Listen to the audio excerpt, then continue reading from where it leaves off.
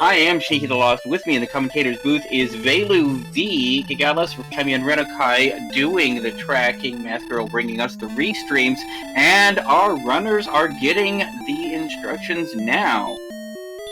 Absolutely. Inside the throne room, we've got ourselves an herb, a fairy water, and of course a magic key, because the doors are not open in this flag set. It's been a while since we've seen one without keys turned on.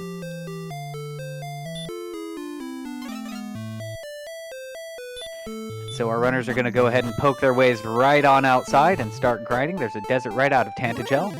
Yakko Wacko meets a Spectre. We've got a Slime for Janiceal, Magidrake for Tilo Tilo, and a Magician for IB Karma. So just different monsters all around. Now, also, for this particular flag set, do keep in mind that the torches are not always on anymore. They will either need to bonk their way through these, and 3 of these 4 runners are still fairly new to the Dragon Warrior Randomizer, so they may not have these maps memorized like the old sweats like Tilo Tilo does. So you might want some torches to bring along. Absolutely. In fact, Yakko Wacko went into that cave, wasn't quite sure how to bonk to see what it was, dipped out, but found Brecconary right outside. In the armor shot, P finds. There's some magic armor for 7,700. Again, vanilla prices there. Yep, and a large shield as well, which is also going to be a value pick later on. For sure. If that silver shield never turns up, then large shield is the name of the game. And for only 800 gold, it's a pretty good defensive pickup. Ooh, Magidrakes have Baby Breath, taking Yakko Wacko back home. And Baby Breath, not fun, especially when you gotta walk through a swamp to get to it. Now, there was another cave just south of Brecconary as well. Yakko decided not to go in there, so we're not sure what's in it. IB Karma has actually picked up level 2. Looks like stats not too great for it, but he's fighting some Drakies. Trying to figure out what cave this is. Looks like it might be the mountain cave. Yeah, I'm thinking it's Mountain Cave.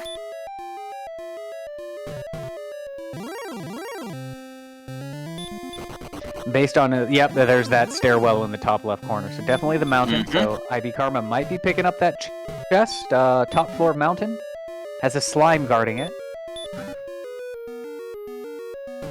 Ooh, Erdrick's sword in downstairs. Very good. So Tilo picking up Erdrick's sword in the mountain cave just in time to get sent home by a red dragon with Hurtmore. Luckily, he picked that sword up first. That's going to be a big boon. We're going to see if IB Karma can also grab that sword before he gets taken out by that fun police. Yeah, we call them fun police because when they pull you over, the fun is done. But he did get the big stick, Erdrick's sword, the most powerful weapon in the game, so we don't need to worry about broadsword or axe money or anything. We just need to buy some defense and we're good to go. Absolutely. Unfortunately, IB Karma got taken out by a Droll Magi on that basement 2 floor before he could pick up his sword. So right now, that's a big boon for Tilo Tilo. So Tilo just picked up a level, but it was 4303. As Empty Eye would say, I love it! Gotta love those 0 stat levels. And the others' stats weren't that great either, so they'll be looking for another one in order to, get the stats they need to start, exploring out and seeing the rest of the world. Absolutely. I hope nobody else was discouraged from exploring that cave further by the enemies that were down there. Absolutely. And we've got Sharlock right close to home as well. That's always nice to see. It is an open Sharlock. So as you can see, the bridge is already there. Our runners don't need to pick up any of the, the Silver Shield, Stones of Sunlight, Silver Harp rather, Stones of Sunlight token. None of that. They can go right on into Sharlock. Of course, it's not a short Sharlock, so they will have to go through all 7 floors of that dungeon to make their way to the Dragon Lord. And Three's Company is turned on, The way Three's Company works is you rescue the princess from the swamp cave, and instead of taking her back to Tantagel Castle, you take her to Charlotte Castle, and you hand her over to the Dragon Lord, and you rule the world as Three. That does make things a lot easier because you no longer have to fight the Dragon Lord, but you still have to rescue the princess and then take her all the way down to the bottom of Charlotte, which is also a non-trivial task, Charlotte being the great equalizer, all things considered. Now, level 4 was 9 strength. That's it. Just 9 strength. So we call that the triple empty eye, as there were 3 0 stats there, so he definitely loves that one. And then level 5 was 3101. These Ghosts are just apparently have stats. sleep and hurt more. They've got the Diet Wombo. So Wombo Light is enough to send IB Karma home. So Tilo taking advantage, though, of that Erdrick sword, able to get some kills that our other runners can't, and so he's going to leverage that into a quick experience lead, and really just looking for one that has the stats to kind of get out of here.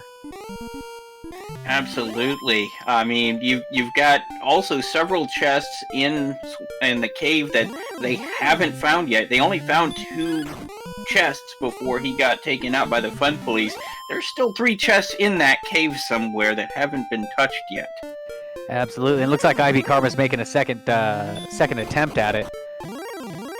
So perhaps he will get his sword. We'll see how it turns out, keeping an eye on that screen. Looks like he's actually going to try to go around the swamp, has found Breckenary. Level 6 is 8004. What a bunch of ridiculous stats there. I mean, the 8 strength is nice, though. No, excuse me. I apologize. That was 8 agility. It was 0804. Oh. That changes things just a bit. Because, as we all know, agility is just a myth. It doesn't really do anything. Agility is just a number. I mean, I suppose it plays into defensive power, but when it comes to running from stuff, the Red Dragon will stop you. Doesn't matter how much agility you have. Scorpions with hurt more. That is not what you want to see on your Scorpion. Scorpion's usually a pretty nice early game monster to take out, especially with that Erdrick sword. I'm surprised that it wasn't a one and done. Oof, IB Karma running into a Demon Knight and getting knocked out. Well, Janice Zeal has done good making their way up to level 4, taking on a Magician right now, and should be able to take care of this. It's like Magicians are not too nasty, they're just punching. Now they did pick up the heal spell, I believe, at level 6.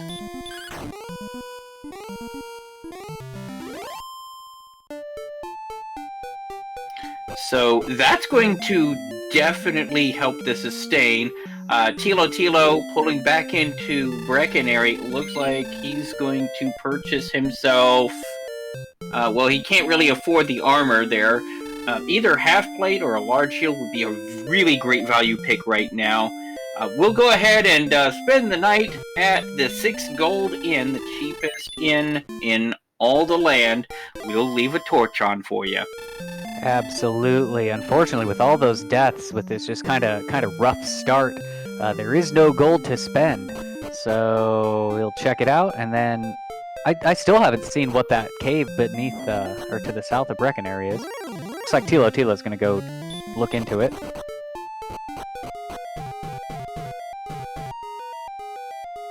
Is it I think that's Grave.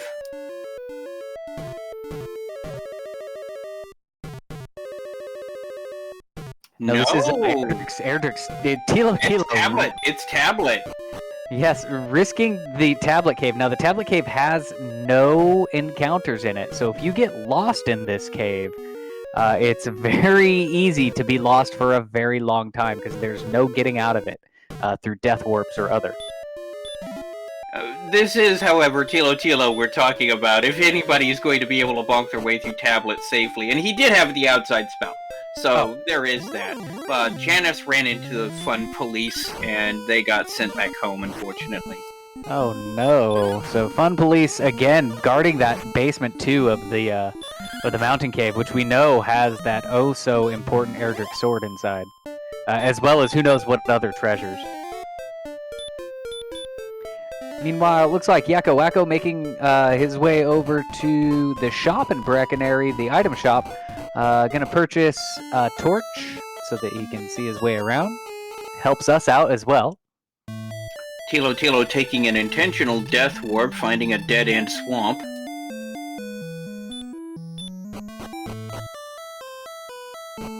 And yeah, Yakko Wacko doing what I would do. I'm not very comfortable bonking my way through most caves, so grabbing that torch is definitely helpful on this flag set.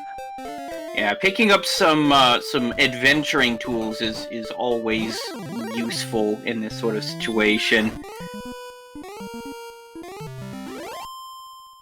And Yakko is navigating through that mountain. Top floor we know is pretty tame. Once he gets to the bottom, though, there were Droll Magi's and that oh-so-horrible red dragon. So we'll see how he navigates it. Top chest gets a little bit of gold. Oh, and there's a jerk bird. So top floor also has star wyverns. And that sends Yakko Wacko home. Yeah, not much you can do about that. It's again, those star wyverns also endgame enemies. And yeah. He almost had large shield money there too. Yeah. But back to Tantagel with him. Tilo Tilo, meanwhile, taking another nap at the 6 Gold Inn. Gonna go ahead and probably do a bit more grinding, since exploration seems to be curtailed by some pretty powerful enemies not too far away. Meanwhile, Janice Zeal picking up torches and a dragon scale.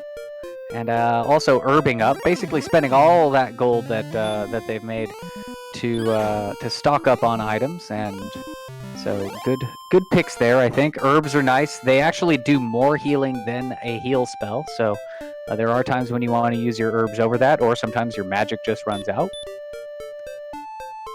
Absolutely, absolutely, and you know the dragon scale, if they remember to equip it, is it's extra defense.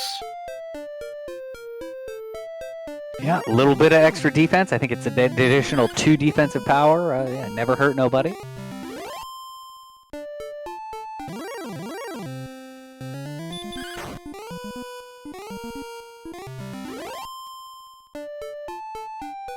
So Janice, realizing it's the tablet cave, I had better put on a torch. Now, level 7 is interesting. They got like 19 strength on level 7, so that's definitely useful. Absolutely. And Tila Tila taking on a metal slime.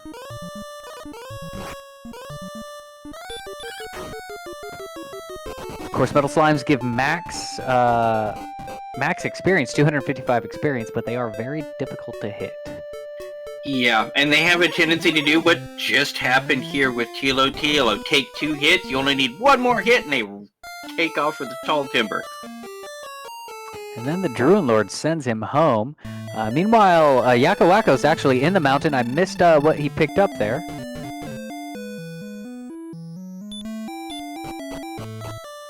Oh no, I'm sorry. This is he's in Erdrick's Tablet Cave. Sorry, I thought that was the mountain.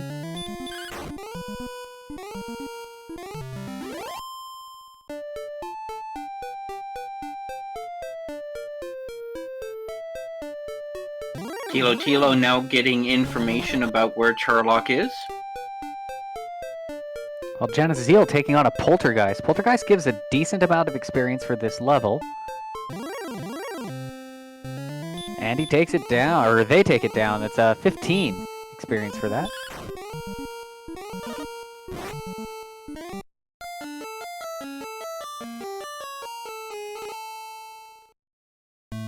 Tilo Tilo running into a Magi Wyvern and getting sent back home. So just everything Wow. sending everybody home right now. Their stats have just not been great. All the way up to even level 7, where Tilo Tilo is just not able to take even kind of moderate monsters.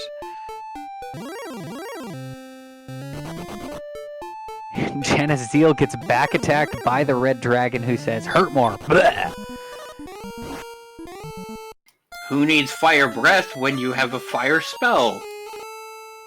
It's just got all the fire. He's made out of fire. That's why he's a red dragon.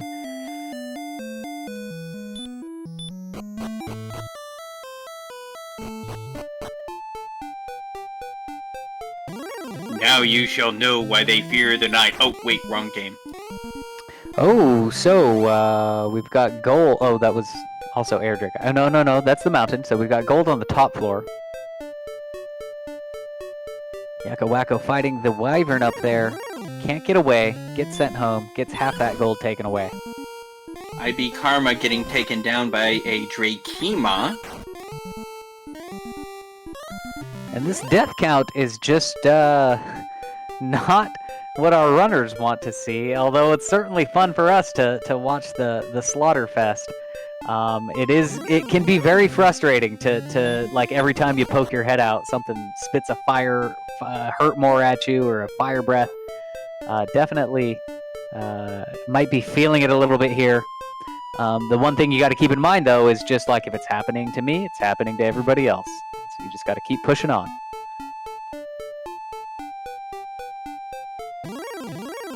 And as Kigelos points out, the low cash flow as well. Our runners would certainly love to be able to afford like that 800 gold large shield, but they just can't quite get it there. Absolutely. I mean, 1,000 for the half plate, 800 for the shield. Picking those two pieces of gear up would be tremendously valuable for them as far as damage mitigation goes. Just taking a lot less damage from a lot of things. Wouldn't do anything about, the hurt mores, but would still be very effective against, like, say, the physical attacks.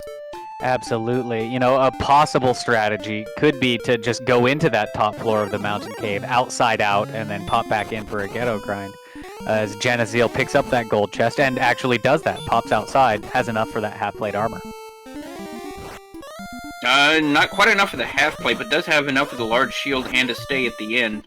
Or half-plate's 12. Half plate's 1,000. And they've got 1,000 gold.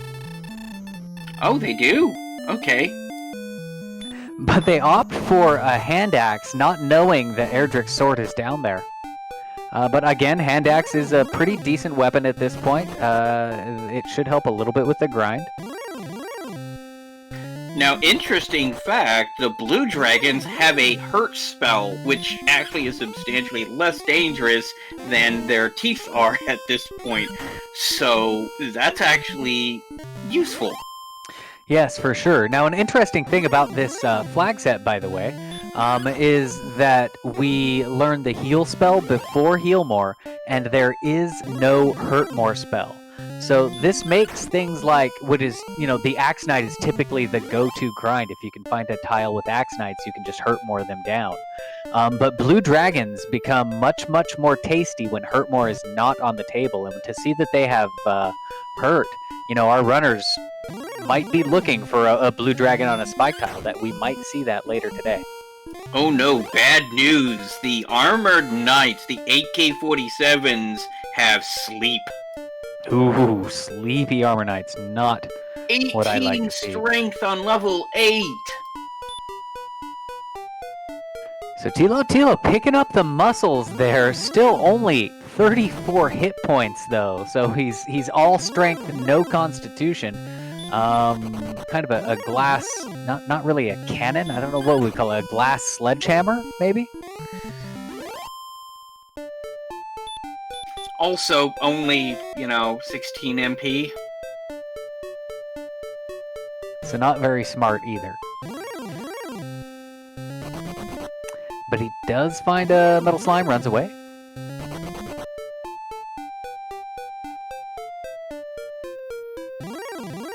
looks like Tilo's kind of in a bit of an exploration slash grind mode.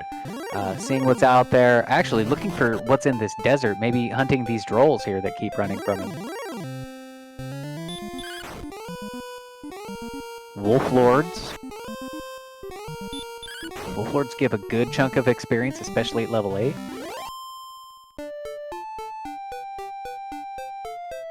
So yeah, Tilo grinding in that desert. Looks like Yakko Wacko topping off on torches and other items. IB Karma exploring the area south of Breckenary. And we found Rimmildar, Keys, Key Town, on Janice Zeal's screen.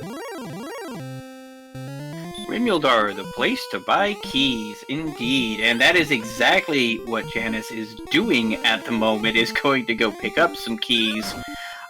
This will definitely open up several areas that could be very valuable. It opens up the armory, of course, in the castle. It opens up the back end of Garenham, the bottom half of Grave. There are several areas that have some potentially useful things there. Absolutely, including this double key door here in Rimmildar, so we'll see what's in there right now. It's a torch! That was the most expensive torch you will ever see. 2 keys for 1 torch. I love it. So Rimmildar being kind of a troll town, but I believe Janice picked up 4 keys there, so that gives them, what they need to get into both the treasury, and depending on what's there, they might open the other door. Tilo taking down a metal slime and picking up level 9. Power by 14. Speed 3. Hit points 3. Magic 1. That was a big level, though, or rather a big get. And Tilo basically has found a nice grind area. The Wolf Lords give, upwards of 50. There's metal slimes there. I like this play. Just kind of grind up until exploration becomes a thing. And in the treasury, we've got a torch, a magic key, so we got the key back, a cursed belt, and some wings. Now, think about the cursed belt. Normally, we would say that the number of cursed belts is equal to the number of search tiles that are in play. That being the one in Cole, the one in the Overworld where you get the coordinates from Cantlin, and the one in Hawksness. However, with an open Sharlock, it could roll one of those 3 key items that you would normally need on there, and then this particular flag takes that away. So you could still have 3 belts and no search tiles, theoretically. Tantagel has our swamp cave behind it. So the princess that they need to pick up is right back there. It looks like Janice Zeal, though, opting to obviously not go for the princess right now, but seeing what's on the other side of that swamp cave door, which is the back of Garenham. 3 more chests. Potentially that does a gold enable grind. a gold grind. Yeah, I was about to say, you've got 3 more chests here, and there's a key to pay it back. So they can also get right on out. 2 keys. Another key. That was not a key. That was the grind glitch. I think it was a wings.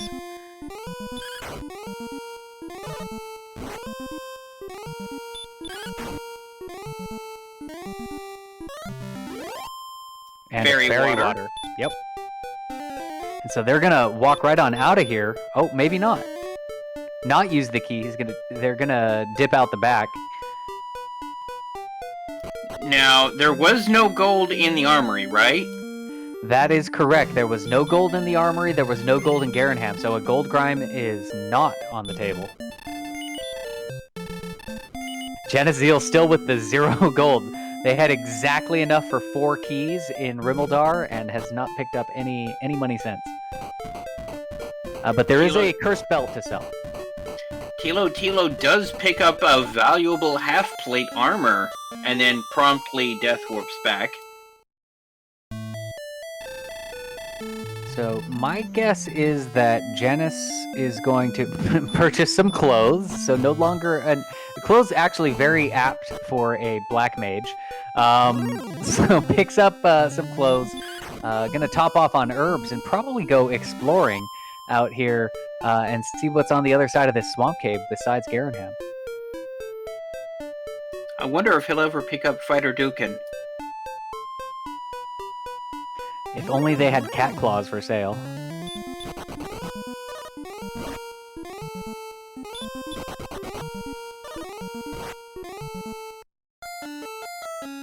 And the Wraith blocks Janice's run and sends them back to Tantagel Castle.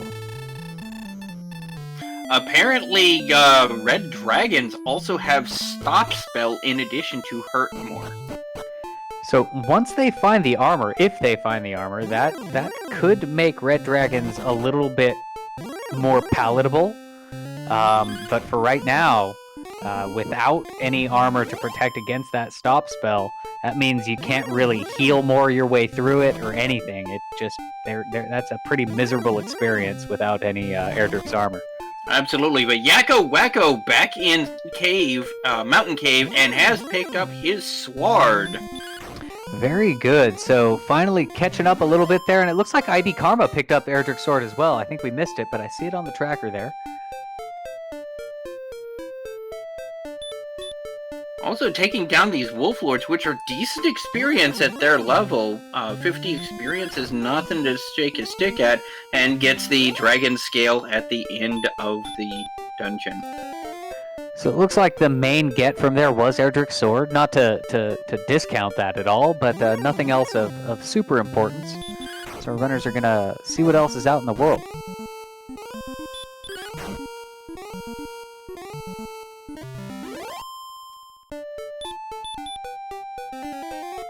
It's like 26 minutes, and we've finally taken care of the cave that's right next to Tantagel.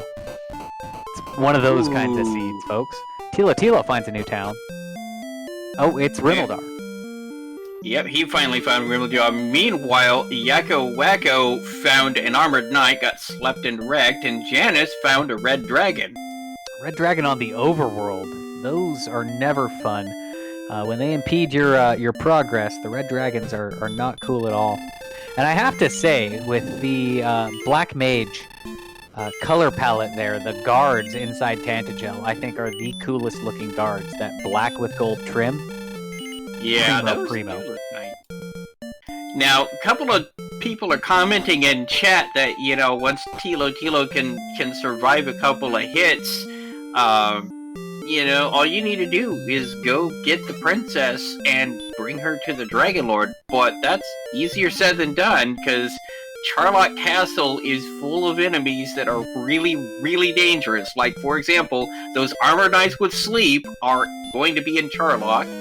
Red dragons with hurt more are going to be in Charlock. Charlock Dive is not going to be a trivial matter. Absolutely. Not to mention the, what is it, something like 8 barrier tiles you have to walk over just to get to the second basement of it. So they've also got to be able to heal through that, which eats up, if you don't have Erdrick's armor, eats up a ton of your magic points to get through that. So Charlock is no joke. In fact, for a lot of seeds, Charlock is the real boss, not the Dragon Lord. Getting to the Dragon Lord is harder than fighting him himself.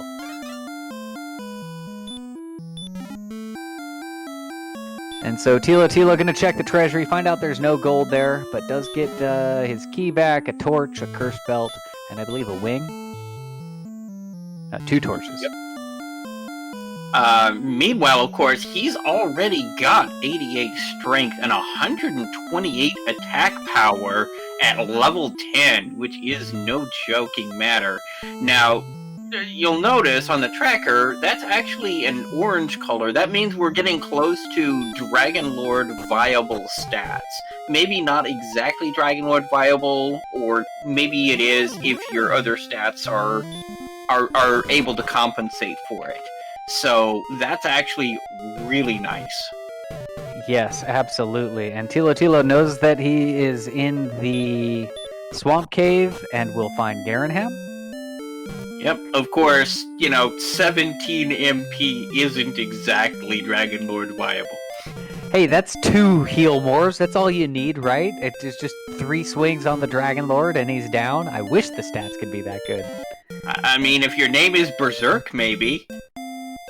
I think Ragnar could do it.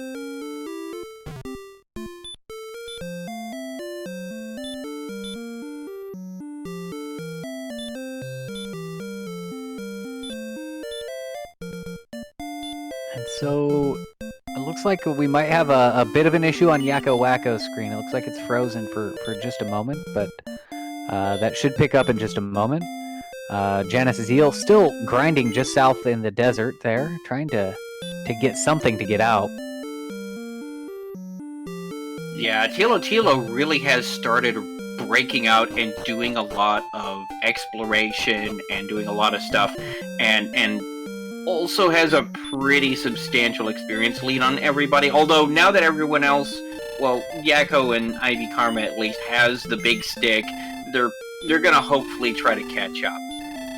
Absolutely. In fact, Yakko Wacko has found Tilo's grind area now. I don't know if he's going to stay there or not, but is taking on this Druid Lord and will probably be very happy about the experience that gives him. And so we'll see if he stays or if he's going to try to explore. It looks like he's going to explore. Now, Janice has made their way back into Mountain Cave. And if they can get down and get that sword, finally, that could help them out a lot. And it just boils down to that red dragon, right? Does he show up or not?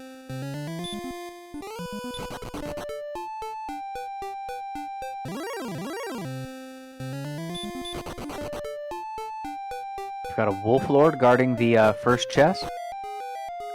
Janice opting to fight it. Yeah, there's some commentary in chat, but I dare not repeat it for fear of commentator's curse. The speculation on when they will actually get enough MP to cast spells. Well, you know, I feel like with this recent build, there's always seems to be one stat lacking until you get well up there in levels, and then boom, it gives you a whole bunch of it. It feels like MP might be that. MP and HP both, in this case. If you remember those Chaos Seeds earlier in the tournament, you know, folks would be going all the way up to like level 13 or 14 with only like 40 or 50 hit points. And then, plow, it would skyrocket from there. Yeah, level 10, 88 strength, only 45 hit points and 17 magic points. Is he playing a black belt or something? I was gonna say, yeah, when your strength is double your hit points almost, that's kind of a sign. And Janice Zeal does pick up their Erdrick sword and is making their way to the final chest. Gonna be disappointed by the dragon scale there, but very happy about that E-sword pickup. Absolutely.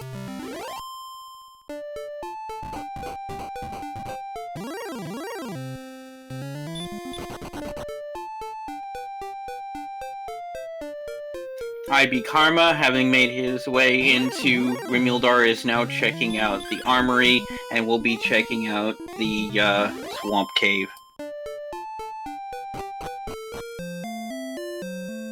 And while our runners are running around exploring the world and kind of exploring, it might be a good time to point out that you should definitely follow them. Check out their streams, give them a follow, as well as our wonderful restreamer Math Girl 718, our trackers Kigalus and Kamion Reno Kai, and of course myself Velu V and Sneaky the Lost. You know, we're running all kinds of things like randomizers and stuff all the time, so check out those streams, support the streamer. It really does help a lot. And if you really like this content and you want to try it out, we've gone ahead and dropped a link to our Discord in the chat channel. Come on over. We're a very open, very welcoming community, very inclusive. We'll be able to help you out with any questions you might have, links to the randomizer, and just get you going. And who knows, we might see your name in the next tournament. 3 out of these 4 runners right now, this is their first tournament. In fact, IB Karma picked up the randomizer literally 1 week before the tournament started. So you never know. Absolutely. It is a fantastic community, lots of folks to help out. And it really is a great place to be. So come check us out.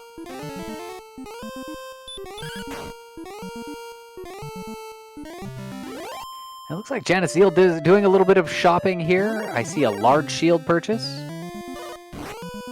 That's a very valuable pick, if for no other reason than it's very difficult to get anything better without a gold grind. Yeah, with no gold grind available, I do not see Silver Shield happening in this seed.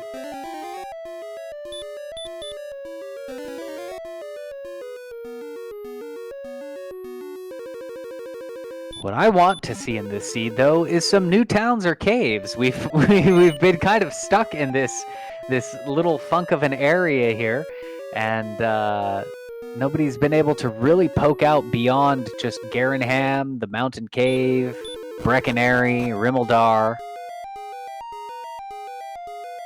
Tilo. The armor is still missing in action, of course, and you're really gonna want that armor if you want to try and do that Charlock dive. I mean, it is absolutely possible to do it without it, but man, those barrier tiles are painful if you don't have it. Not only that, but all of the Hurtmoors and the Dragon Breaths are just so much more painful without that armor. We still haven't seen Cole, we still haven't seen Hawksness, we still haven't seen Cantlin yet, so any of those 3 search tiles could theoretically be in play still. And I do believe IB Karma has found the grave, because I saw a Droll Magi in there. And a red dragon, which is the same as the bottom floor of Mountain. So it looks like IB Karma has found the grave, and of course we know the top floor of that is got all kinds of nasty monsters. It does not make it to the 3 chests.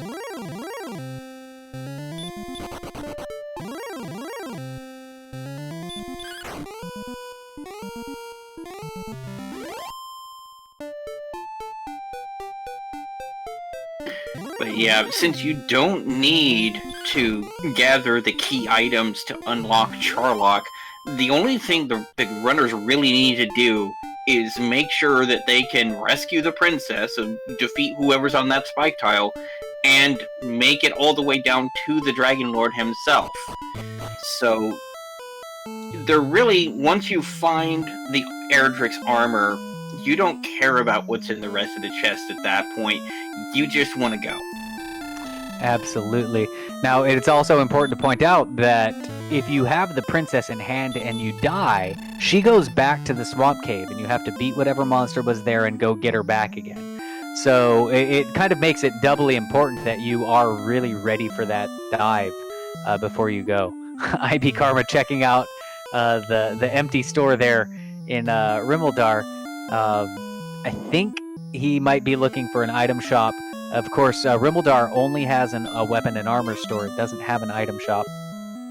Correct. Instead of an item shop, it has a key shop. Exactly.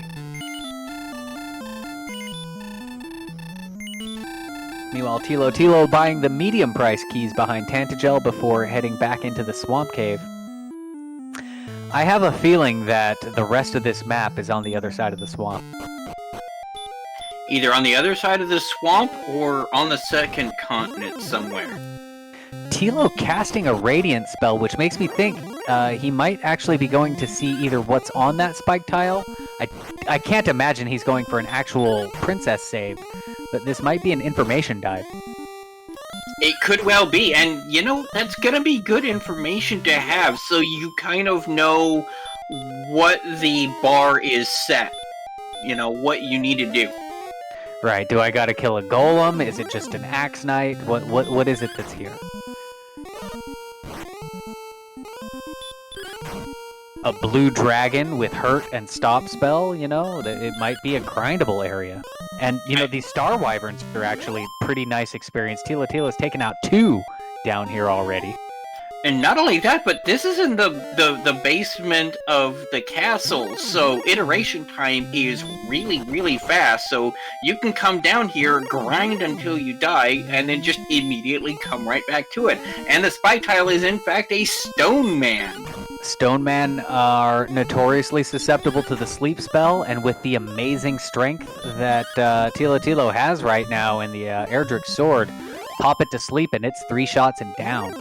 And he is going to grind Stone Man. Yeah, that's 155 experience points. Grind it out. Yeah, we talked about that blue dragon earlier. Stone Man also a very, very, very tasty grind with this particular flag set. With Hurtmore not available, Sleep plus Stone Man makes for a nice grind. And yeah, he dies, but at this point, who cares? He could just go right back down less than 2 minutes later. You're right back in the grind again. I think he has found a grind. Yeah, and that's basically what needs to happen. He knows where Sharlock is. He knows where the princess is. This very well could be armor be damned. I'm going to grind up to the point to where I don't need it. Or at least grind up to the point where you're not going to stop me from getting it. Exactly. Repel all the nasties on the way. Yakko, meanwhile, having a less pleasant time with that spike tile because of a lack of a sleep spell. And IB Karma gets sent home by a red dragon. I believe he was in the grave again. As we know, grave, top floor of grave and the bottom floor of mountain share the same monster set. And as we know, that bottom floor / top floor of grave has some pretty nasty stuff in it, red dragons included. Speaking of, Janice running into a red dragon on the overworld. I hate it when the police are out on the open freeway like that. Just, stick to your speed traps, please.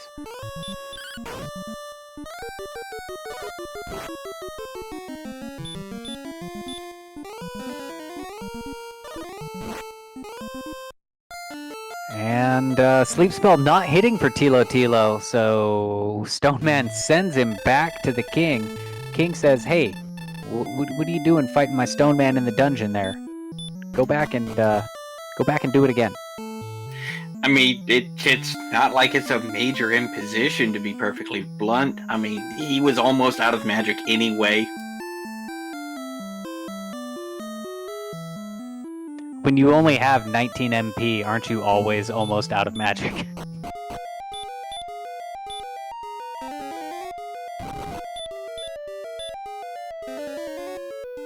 Of course, Tilo casting Repel. Again, Repel works in caves on this flag set. That is a flag that's on for all of our preliminary week flags. Or our preliminary week flag sets, rather.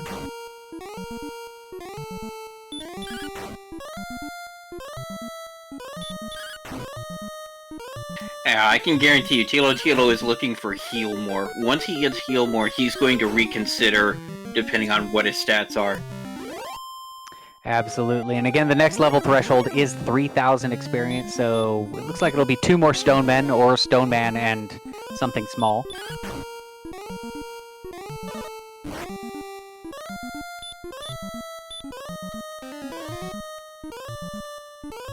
Janiciel fighting the Demonite.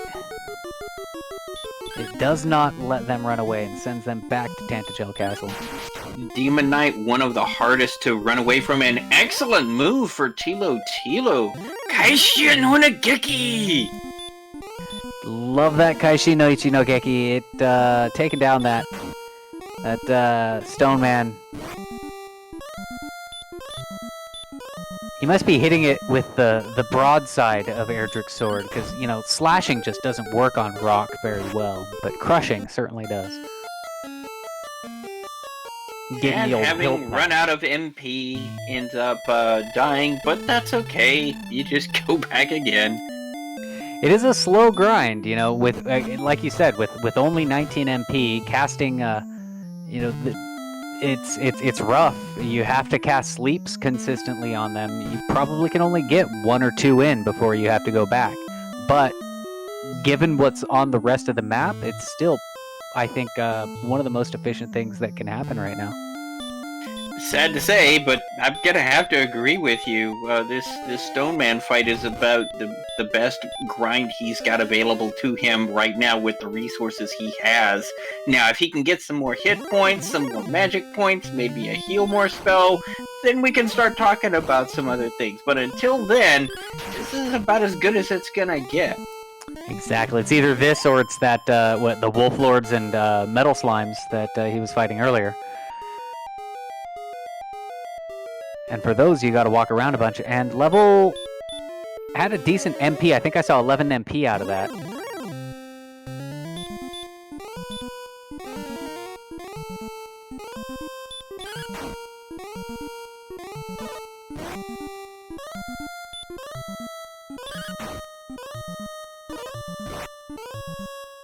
IB Karma making his way outside of Garenham. Gonna search what's on this new continent.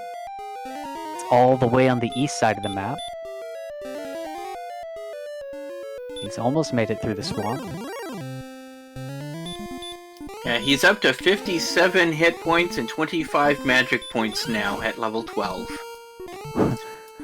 At one single level, nearly doubled his magic points. And 93 strength and 82 agility. That is no joke. Some great stats in terms of making it through the castle, though. With that 82 agility and more that he will get through the next fights, he'll actually be able to run away from things like red dragons and AK-47s much more consistently. Yeah, and actually, this is a good time to point out the stat distributions are going to be slightly different because Tilo is running a strength agility build instead of a strength hit point build, which is kind of the meta. And that's probably because the extra agility can be useful in running from enemies in Charlock Castle. Basically, what happens is when you create your character's name in the game, the first 4 characters of your name will determine which 2 stats are going to be your favored stats. Strength, there's strength agility, there's strength hit points, there's hit point magic points, and I think agility hit point is the 4th one? I believe so. It's a combination of 2. Yeah, I think there's an agi hit point one. Yeah. Magic point agi, yeah. So, you know, and basically you actually start off at a deficit on your primary stat. So if you have a strength HP build, you actually start off with lower strength and HP than normally, but your gains are superior per level, so you end up with far more. So it's definitely a thing you need to keep in mind. So if you're on a flag set that favors the early game, something like the tiebreakers that we were doing last week, you might actually go with the opposite of what you're looking for. You might actually go with like an MP agility build so that your strength and hit points are good on the early game. In this case, the hit points aren't as necessary because you're not fighting a Dragon Lord that you have to have a set amount of hit points for. So having that extra agility can help with the dive. Strength is always useful, so obviously that's one that you want to keep. IB Karma finds coal and another town on the map. 4 steps south from the Bath in Coal is the Death Necklace, which is probably not going to be featuring very much into anybody's plans with these hit point totals. Absolutely. On the randomizer, the Death Necklace actually has an effect different from the vanilla game. You sacrifice, 25% of your hit points, and in return, you get 10 attack power. And, you know, you say that you don't want to use that, but with only 38 hit points, I mean, you're only giving up, what, 4? Or maybe 10? It's not that big of a sacrifice, right? Don't yell at me, I can't math right now.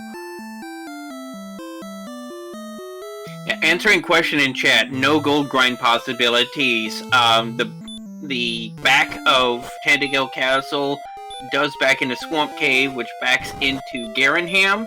However, there are no gold in any of those chests.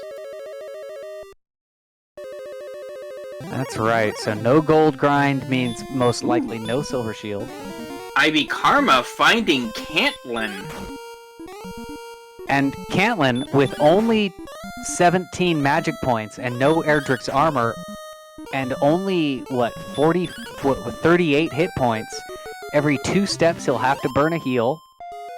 He's going to need to sell some stuff and buy medical herbs or have a bunch of medical herbs to be able to even make it to that coordinate guy. I believe it's possible, but it's going to take like all the resources to get that information.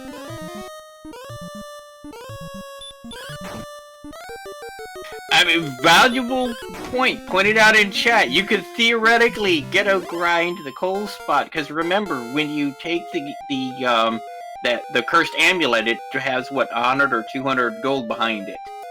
That is right. The cursed belt chest, when it's a search tile, it does the same as the chest does in the vanilla game, which is normally that about 120-ish gold. So yeah, that is actually a viable strat. I mean, you're only gonna have to do it 120 times. I'm just saying. It's a bad option, but it is an option. Maybe not for a silver shield, but like if there was a full plate for sale or something, I could see it happening, possibly. Okay. For something like full plate, fine. I could see that. Oh, Stone Man takes out IB Karma. I do not believe he went and got those coordinates. Yeah, I don't think he even bothered trying. He looked at those barrier tiles and went, nope, not gonna survive it. I'm out of here. Nuh-uh.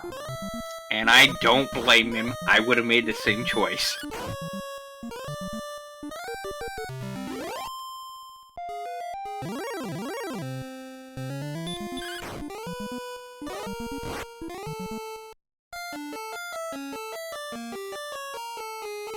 So Tilo has settled in on this Stone Man grind as one sends him back to Tantagel, or back to the king rather. He was already in Tantagel, for a refill on magic and health. And just building that experience lead and getting the stats that he needs to set up this Three's Company finish.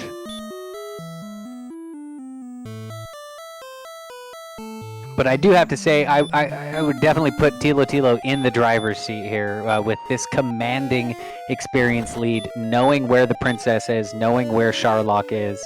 Obviously, having the armor is a big help, but getting the armor once he's got that experience is going to be all the more easier. And with his levels comes hit points, comes magic points, comes... the heal more spell eventually will come up, so he's going to have the resources necessary to get to wherever that armor is a lot easier. And even without the armor, I mean, the strength is so high, you might just kill everything on the way down. Screw running. Like, just go. We'll see how it plays out, though.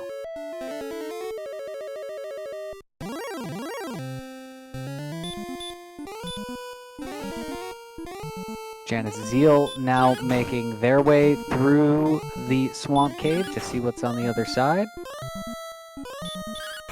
IB Karma has found the bonus cave, normally Stones of Sunlight. It's what's normally behind Tantagel Castle. And it was empty, most likely an herb in that chest.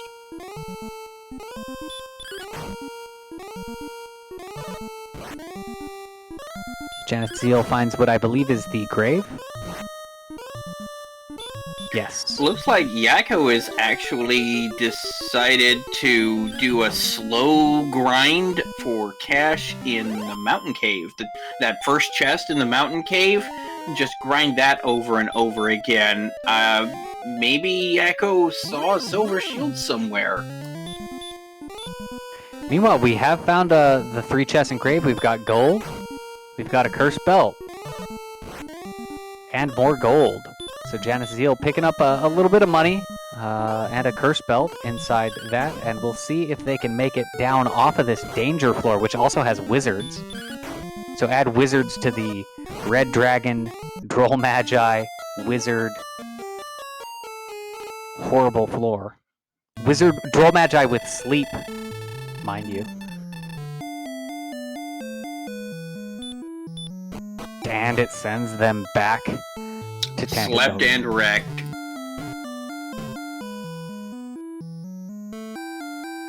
Troll living up to his name. That's a troll with a soft D. And sends them back to Tantagel Castle, and I think that Janazil will get to make a beeline straight on back to the other side of the swamp. Yes, how droll.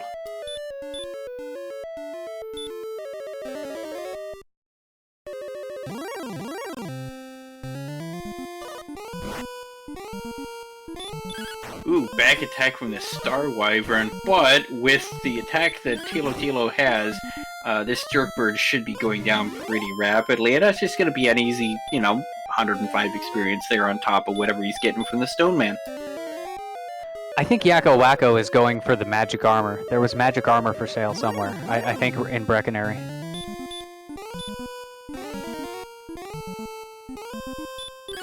Well, he's already got half plate. Magic armor really isn't that much of an improvement. I mean, it would protect him a little bit from the hurt mores, which is the big thing about the magic armor. But I don't know. I can't see him going all the way up to Silver Shield money this way, but yeah, we'll see.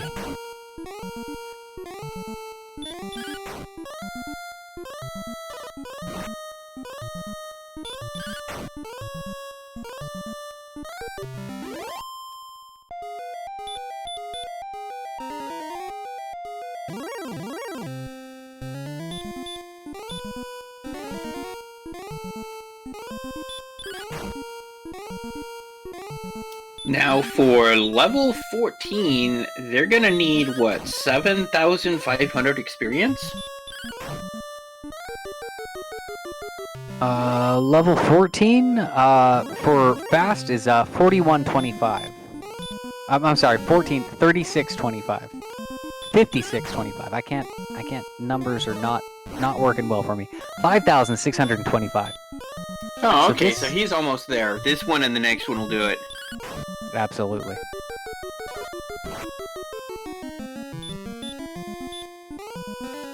I'm just gonna say numbers until one of them is right.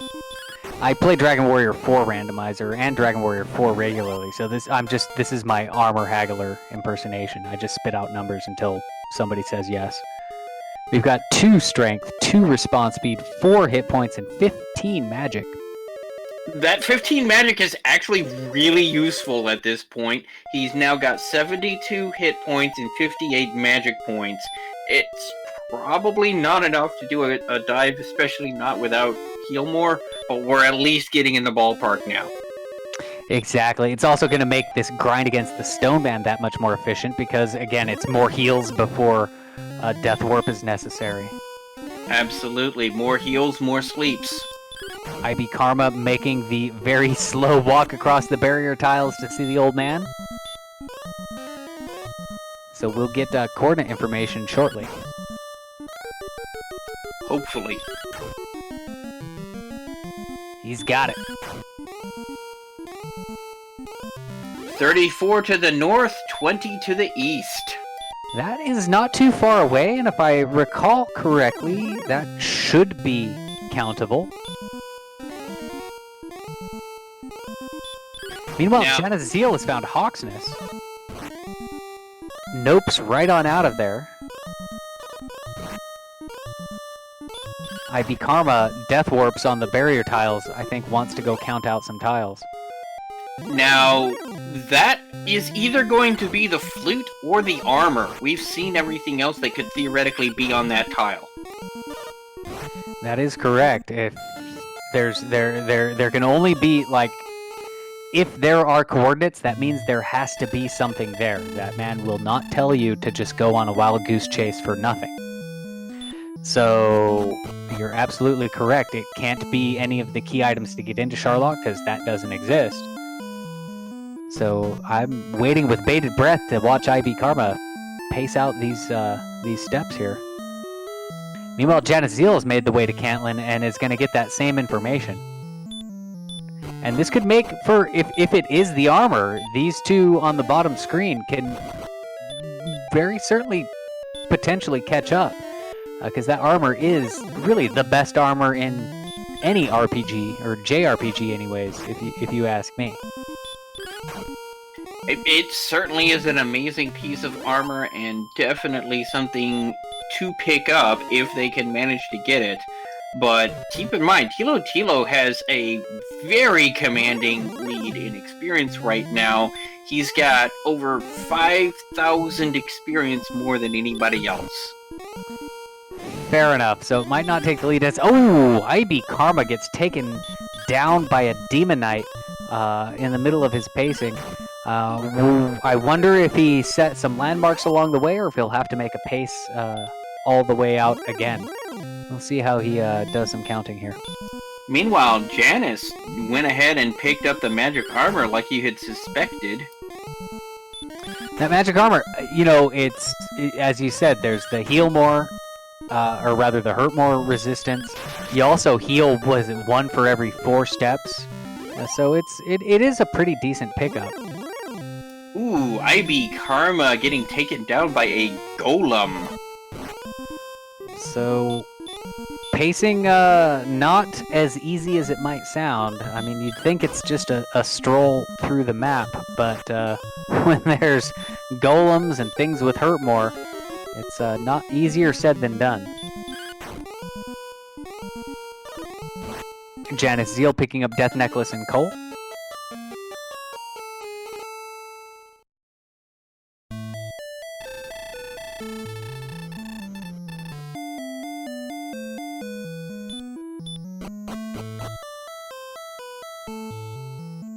Yeah, with this low hit point total, unfortunately, all you need is for something to block your run once, depending on how hard it's hitting. So, absolutely. I like that red dragon right there. Excellent move on the blue dragon on IB Karma's side. He's taking it on. Oh, but it dodges and says, "Get back home." I don't care how excellent your move is.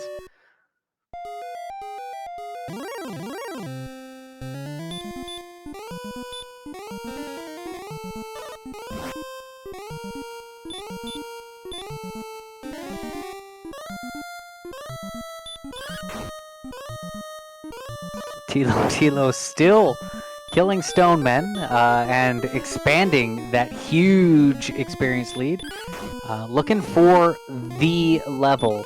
We still haven't seen heal more. Now it's guaranteed to happen at level 16 if it doesn't happen at level 15. So at most we have 2 levels to go.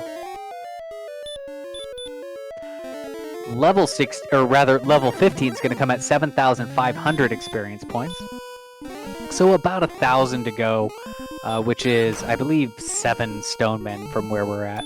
Ooh, Karma deciding to try and dive Sharlock. Maybe he's trying to get all the way down to the armory and see if the armor is there. Meanwhile, Armored Knight with Dragon Lord Breath and Sleep, the full wombo combo on Armored Knights. Double wombo Armored Knight combo. You do not want any of that. That is... Woo. That's going to make for a very serious dive here, even when they get the princess, even with Erdrick's armor.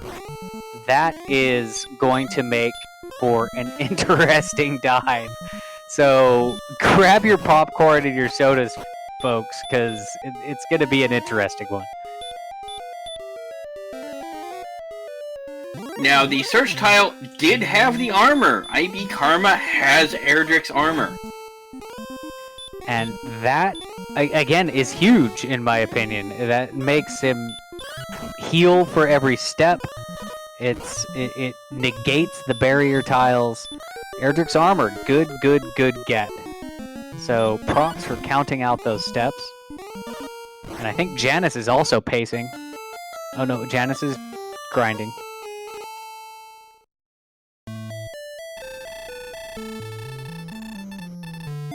IB Karma's like, swamp tiles? I don't care. I'll run from this poltergeist. Yeah, I think IB Karma would be well placed if he would go after that stone man like what Tilo Tilo has been doing here. It's gonna be the fastest experience grind because right now IB Karma, the only thing he needs right now is stats. All he needs to be able to do is survive it. He's in grind and go mode right now. He needs literally nothing that could ever be found on any chest or search tile anymore. He has everything he needs. He just needs experience. He clearly likes whatever is here. He's trying to grind in this desert area, so I think Tilo Tilo rather is the only one who's actually checked that spike tile and knows that it's a stone man. IB Karma wants whatever is here besides red dragons. Oh, there's stone men on the overworld. So IB is trying to do a stone man grind on these desert tiles that also have red dragons, not knowing that there is a spike tile right in the back of Tantachel Castle. That is unfortunate. Yeah, but these reds have stop spell that he's immune to. So, actually, you're right. That does make red dragons a potentially viable grind as well. Red dragons give significantly more experience. In fact, do they give the full 255? They give the full 255. But Armor Knights, no sleep. Armored Knights have the full Wombo combo. He wants none of that mess. Unfortunately, he gets blocked. There's the sleep. And he doesn't even get the Wombo combo. He just gets Axe Moored. So if you're IB Karma right now, you want to go and check the spike tile. Now, whether that happens or not, we'll see. Yeah, with 128 attack power and Erdrick's armor, you just need to grind that Stone Man. It's actually going to be a more efficient grind for him than it was for Tilo Tilo because of that armor. The Stone Men are just going to be doing less damage to him. Absolutely. It means fewer heals in between, means fewer trips back to King Lorik.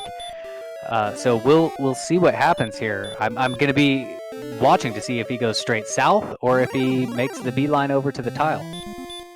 And he's checking the tile.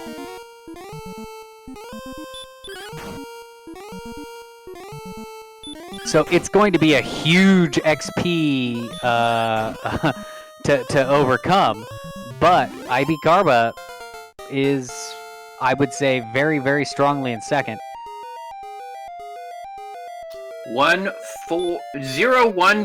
19. So 19 more magic points, but no spell at 15. Tilo Tilo's gonna have to grind to 16. Yeah, I feel that heal more is a must for diving Sharlock. There is just too many things that could block your runs, and you just have to heal through them, even with the 80 some odd agility that they have.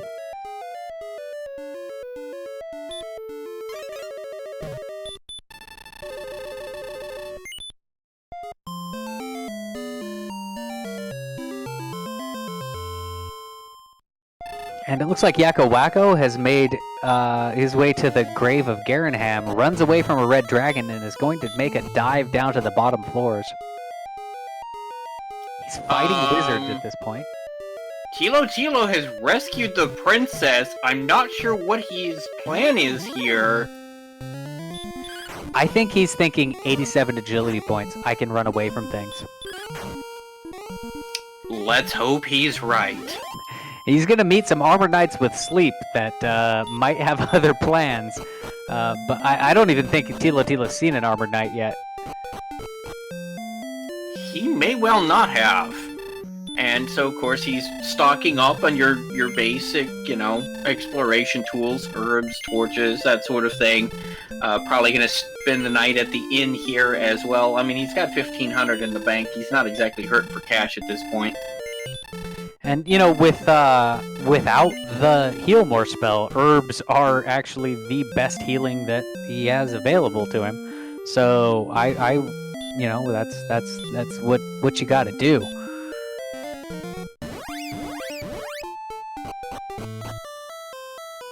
Is Tilo Tilo going to return the princess?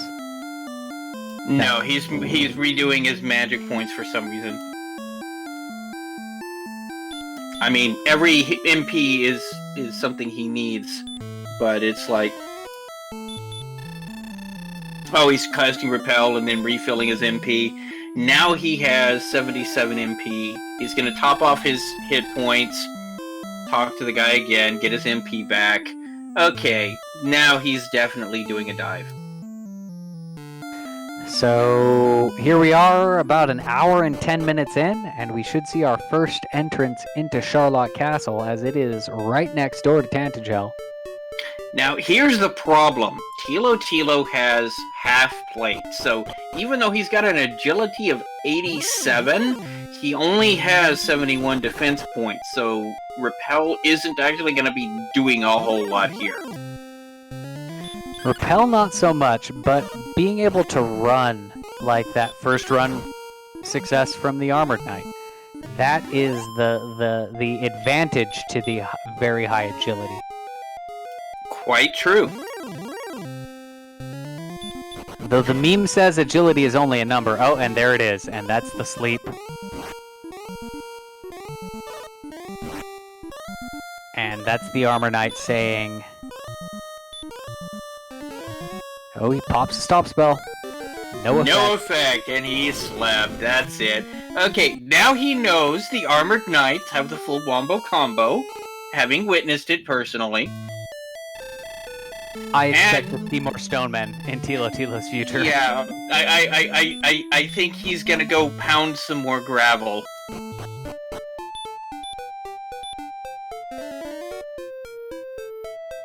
No? Tilo repelling, exploring for something. Looking for armor? Looking for metal slimes?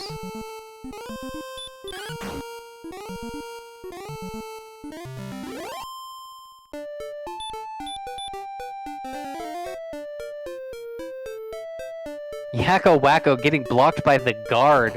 The NPCs sometimes a big enemy in the game.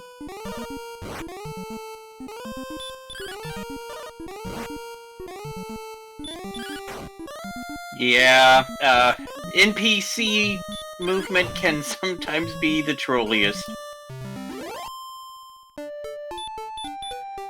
Chat asking if Tilo saw Cantlin. I do not believe Tilo has seen Cantlin. No, he's been spending all of his time in Swamp Cave, so he doesn't realize how close he is to that armor, I don't think. Surprisingly, he's going in the right direction for it, but I think that might be a coincidence. I think that's the only way to go outside of Tantagel. Have we actually seen this town before? I think that is Hawksness, maybe? If that's Hawksness, he might find a better grind here.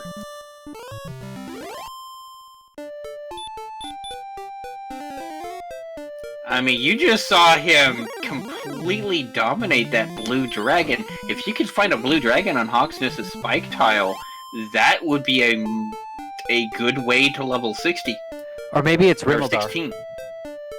Yeah, it might be Rimildar.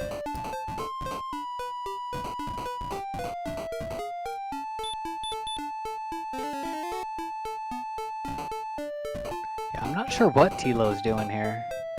He's just looking around. He's trying to find stuff.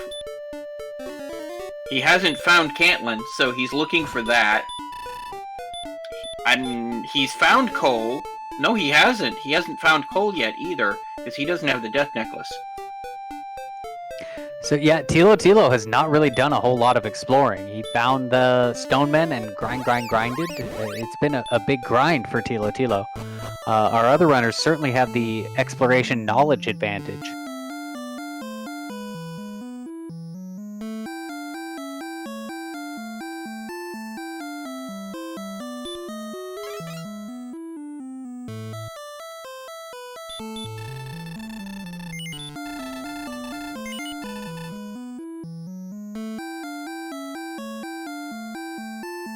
Topping off keys. Is he gonna be settling back in for this Stoneman grind again?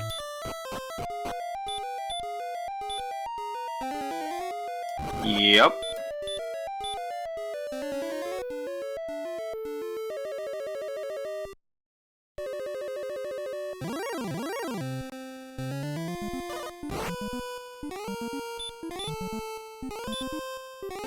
RB Karma, meanwhile, is grinding out in these hills.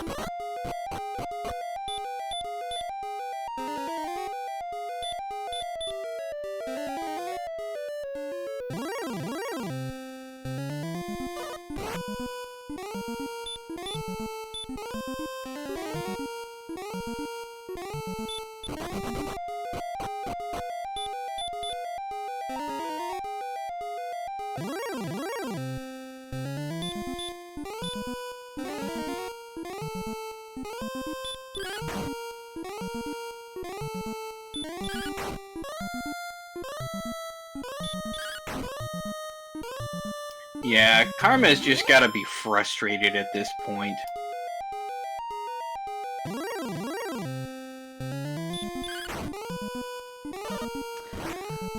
Absolutely, just running out there. Finding Blue Dragon, though. I mean, that is a pretty good experience thing.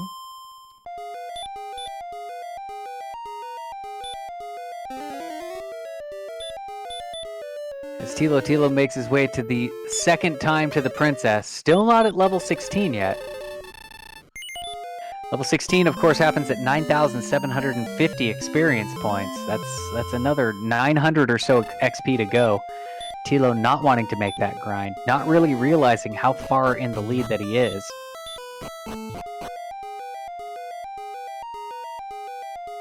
I mean, we are at an hour, 15 minutes plus into this run. He could be feeling a little pressured, even though he's clearly in a dominating position right now. There's no way for him to actually know that.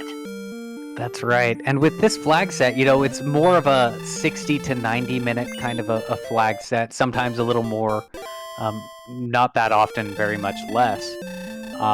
And when you think about what we've been doing for the last several weeks, which have been very, very fast compared to this, it can certainly feel like I'm way behind right now. When, you know, like you said, he's got a good 30-minute lead on the rest of the pack.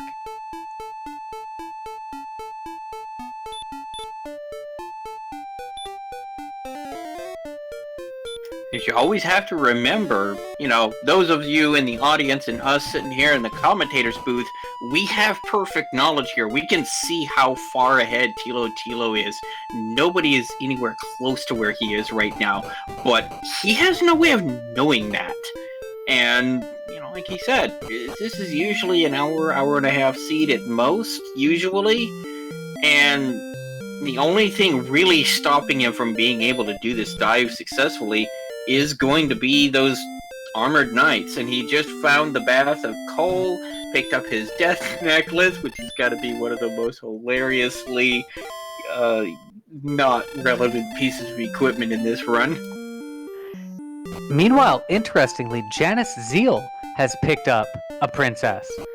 So maybe we're gonna see a dive on the bottom right screen? Hey, he's making his way, or they're making their way to Sharlock right now. I mean, why not?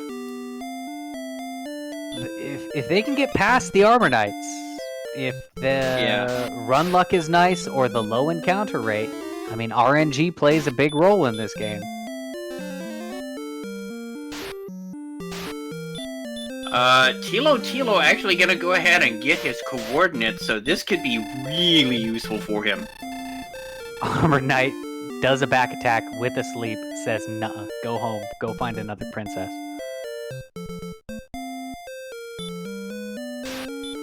Forget about it. Get out of here, you bum.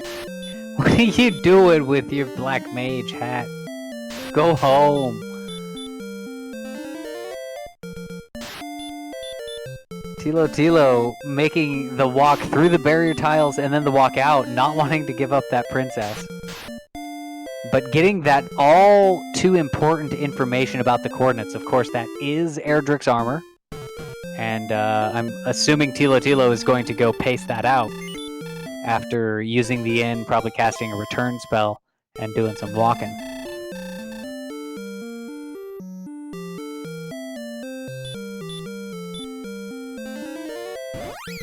And with agility plus Erdrick's armor, would he repel armored knights?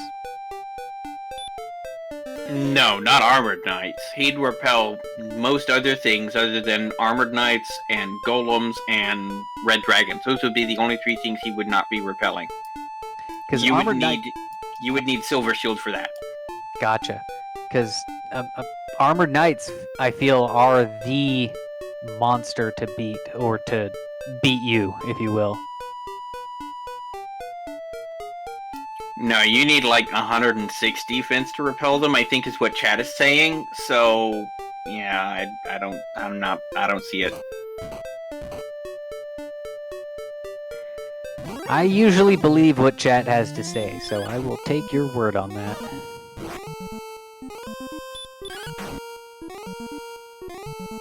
Janice, meanwhile, rescuing Princess Gwendolyn again. So Janice going for the brute force attempt, it would seem. I'm going to rescue this princess and dive, and rescue and dive.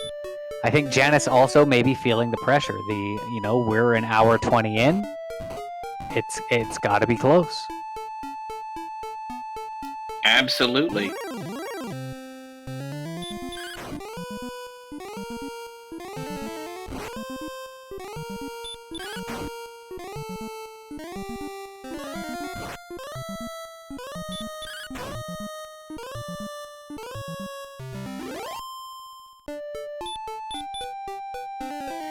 Beta Strap in chat mentioning that he would actually grind for the Death Necklace tile for Silver Shield, given this perfect knowledge that we have.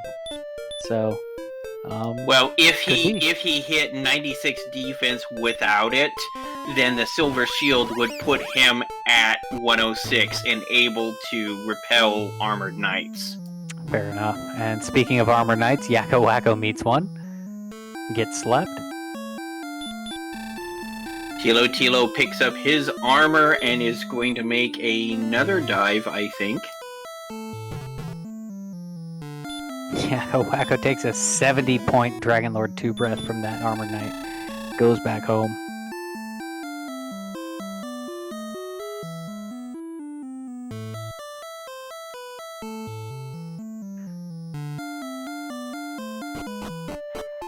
So if I'm one of our runners, the thing that's keeping me going right now is that nobody has done yet. And little do they know where that is in the grand scheme of things, but that's what keeps me going right now. It must be this bad for everybody else. Stop spell on the Armor Knight on Janice Zeal's side. He blocks it, or they block it. And manages to survive the following breath. They are very close here. Has been blocked. Blocked the sleep spell. Running away. And is actually the first one to make it to the second floor of Charlotte Castle. Absolutely. That stop spell is critical to it. Both times it landed. We've got another Armor Knight. No effect. And sleep. Woke up. Oh, the run was blocked. Another sleep. Fire breath and go home.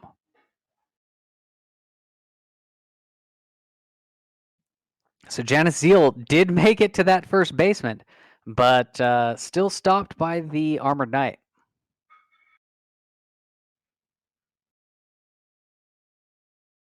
And it looks like we've got a bit of a technical glitch on Tilo's side. The stream looks like it has paused for a moment, so there is an armored Knig waiting to see what happens to it. Apparently the stream is still live, it's just the restream is having a little bit of technical difficulties. One moment while we go ahead and get that back for you. Meanwhile, of course, we've got Yakko and Janice both taking down Wraiths here.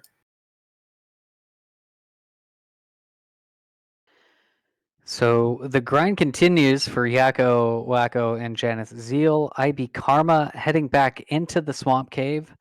I believe IB Karma has been grinding that Stone Man.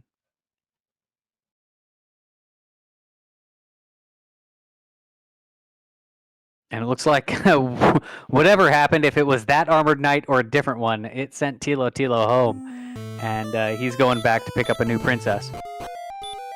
I'll be honest, if I were Tilo Tilo, yeah, I would just grind for 16. Yeah, it's only another 600 experience away, which is, what, 3, maybe 4 stone men? Yeah, I'd just go ahead and get 16, get my heal more, and be in a much better position.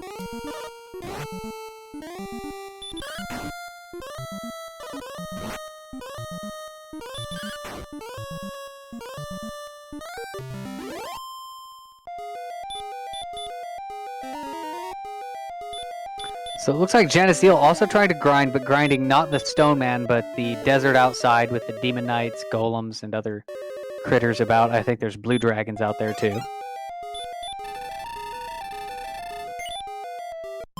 I think Yakko Wacko doing something similar. IB Karma has a princess. As we've seen, level 13 has been pretty that. And what do we have for stats on this armored knight here? Oh no, stop spell resist 12 out of 16. So those 2 stop spells that landed first try on Janice Zeal's side were the exception to the rule, it would seem.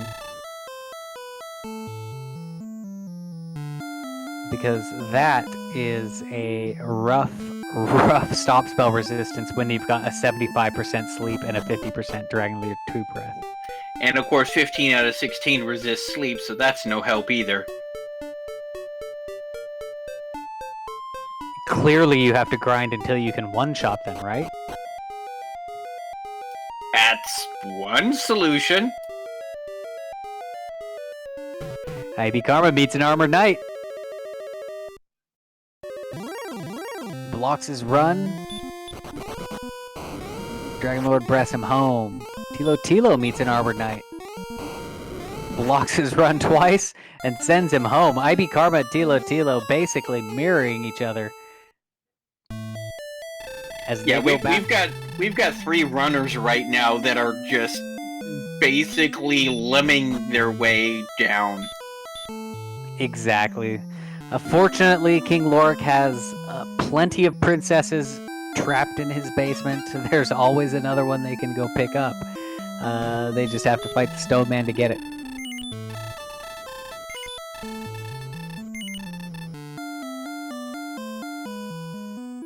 Wow, look at these death totals. There are over 100 deaths across the 4 players.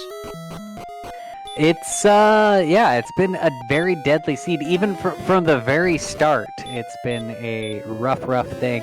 Hit points still, I mean, level 15 and only 76 hit points. Hit points have been just a travesty throughout. Magic as well.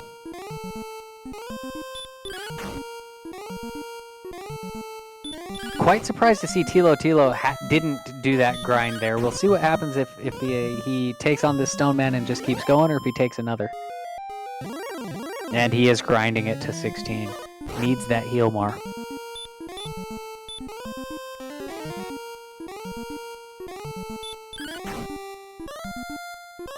Geneseel has rescued another princess. He's going to make another dive at level 14.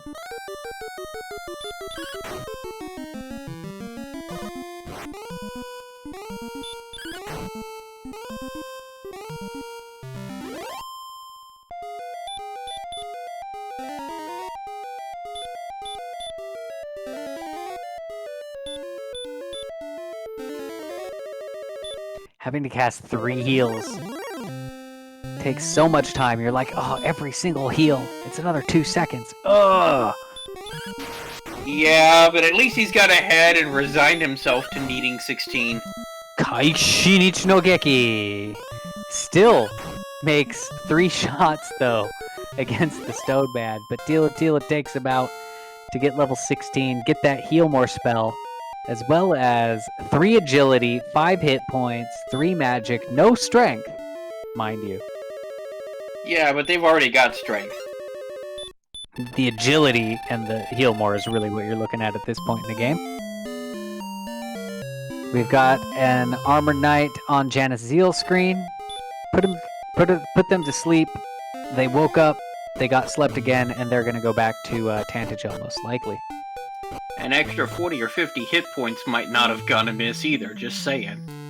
Yeah. 81 health. 81 hit points at level 16, folks. That's what we're dealing with right now. At least he doesn't have to go up against the Dragon Lord, because, wow. Watch an Armored Knight be on the spike tile at the bottom. I know it's the commentator's curse, but I kind of want to watch it, don't you?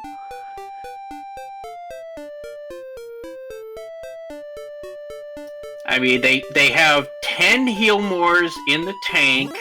They now have the armor, so they don't have to worry about blowing resources on the barrier tiles. I mean, it's about as good as you're gonna get. But all those AKs, at least the top two. We haven't seen below the top two floors.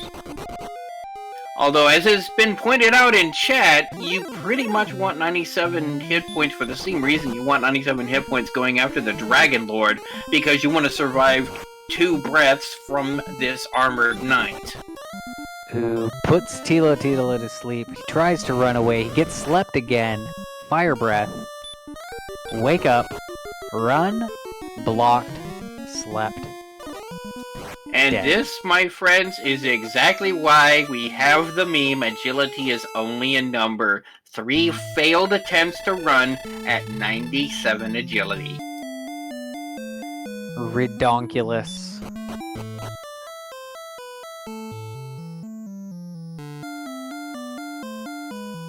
Math Girl asking, how does a 75%, 50%, 75% sleep, 50% stop spell DL2 work? I can tell you from experience, it's horrible. It's the most horrible thing ever. So Yeah, well, there you go. The technical answer to that is, first, it has a 75% chance to cast a sleep spell. So, on the 25% chance that it does not, it then makes a second roll to see if it does the DL2 breath, and it's a 50-50 chance for that. Only if it fails both of those checks does it do a physical attack. So basically, you need to bless RNG, and you need the RNG to get through it.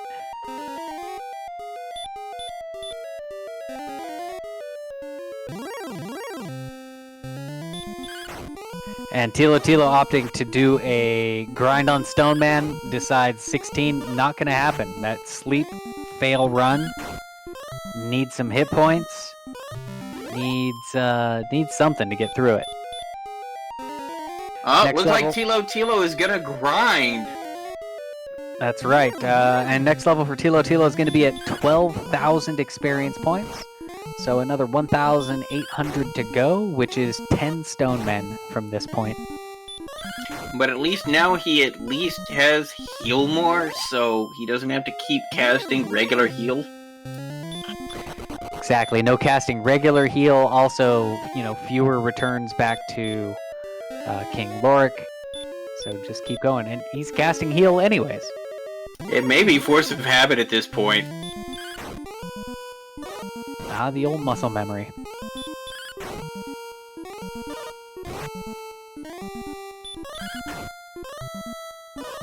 So trying to see what's going on Yakko Wacko's screen. Still has not found Cantlin. I'm not sure if he's found Cantlin or not, but he has not found the armor. I would assume that if he's found Cantlin, he'd know the coordinates at this point. So that's, I believe, why we're seeing this exploration going on in the top right of the screen. Ooh, bad luck for Karma gets exacted. Hits exactly the amount of hit points he's got. Hate when that happens. But couldn't you roll just one lower, please?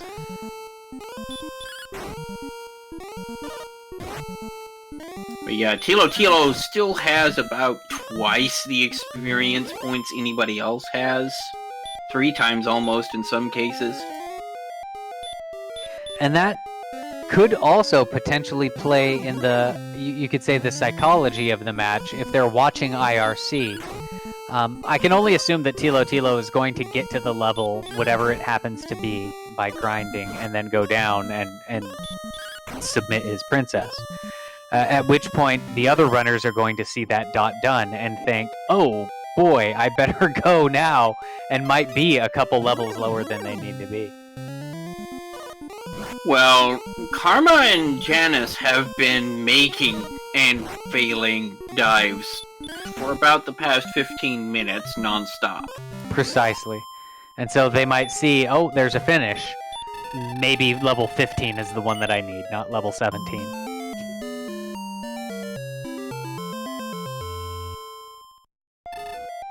Yeah, but instead of trying these failed dives, Tilo Tilo recognizes when it's just a bad idea and has just put his time instead into grinding for levels, which is why he's got such a high experience advantage right now. And that is a sign of just being a veteran runner. Tilo Tilo, I think, is the most experienced of our four runners tonight. And that is certainly showing right here with the, as you said, nearly double the experience of the next runner-up. As he strikes with another excellent move for 92 damage on that Stone Man. 2 crits in a row, 119 on that one. Puts down more than 200 damage on a single Stone Man. That is one for the record books, I think. Meanwhile, Ivy Karma has also picked up on this whole Stone Man grind idea and is doing that himself.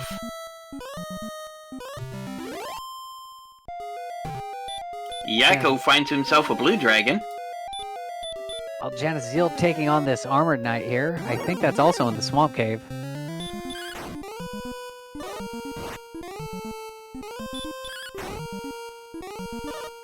Wherever it was, it sends them home.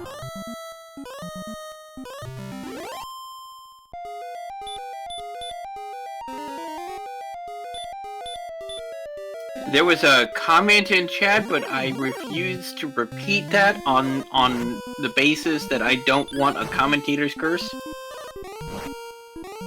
I'm, Math Girl, no.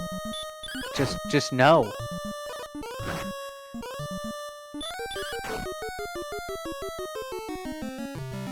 I mean, she's the one who rolled the seed, so... I'm pretty sure that in binary, no is usually the 0, right? Like 1 is the yes and 0 is the no? So usually, no. Yeah. No. Well, we're going to find out here in just a moment, as this Stone Man should push Tilo Tilo over the threshold into level 17. Here come the stats. 0, 4, 3, 4.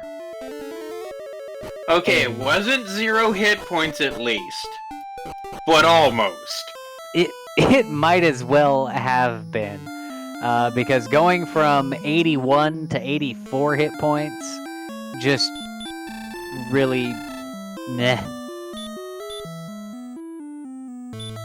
But you gotta go for it. The boost to agility should, now I put should in very, very curly quotation marks, allow Tilo Tilo to run from Armor Knights all the more better, but we'll see.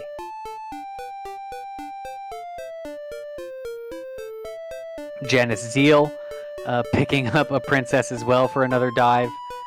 Again, just trying to brute force their way through this castle.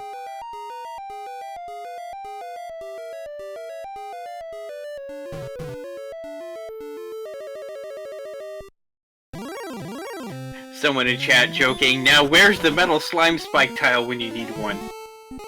How lovely would that be, if only it could happen. Oof.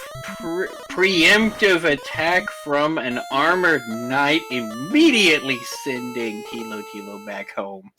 So you think level 17 was going to make you safe, did ya? Meanwhile, Janice Zeal beats an armored knight.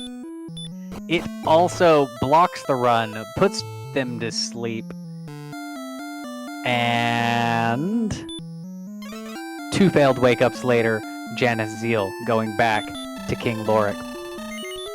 We can't even get off of first floor here. We've seen the second floor, or the second basement, if you will, exactly once, and we know that the monster set is the same, and an Armor Knight was sitting down there for Janice as well. But interestingly enough, it was Janice Zeal to make it there at level 13. Was the only one to make it to the second basement so far.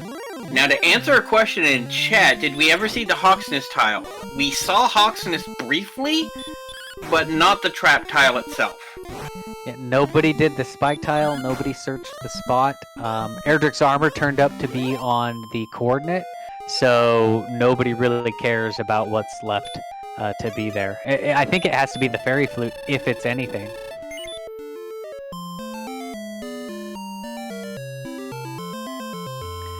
Strip saying forfeits all get Uno. That is actually an important question asked and answered in chat. If a runner forfeits, it doesn't matter how many of them forfeits. If you forfeit, you get 1 point regardless of where your placing might have otherwise been. And you know, sometimes frustration plays into Dragon Warrior Randomizer. Sometimes, you know, you might be on the right path, but it's just like, I've died 46 times. What am I gonna do? Well, if Tilo is wanting to go to the playoffs, he's going to need to actually turn in a time. That is correct. Tilo is on the bubble there. A win puts him in the running.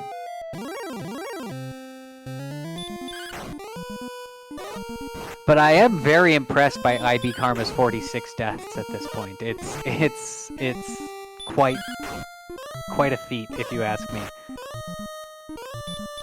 To be second in experience and have 46 deaths, that's I think pretty amazing.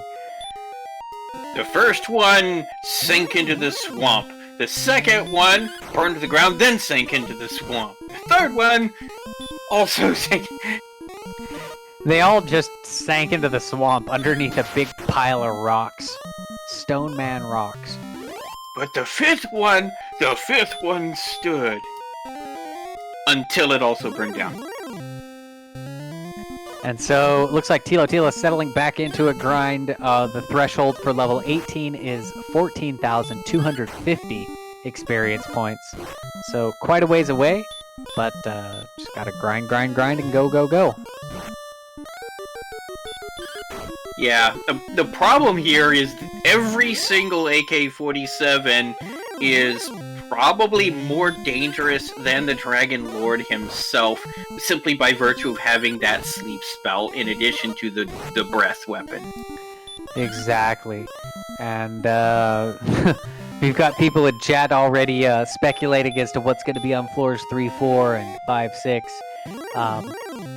I'm not going to say anything about it, but we'll see. We'll see when we see.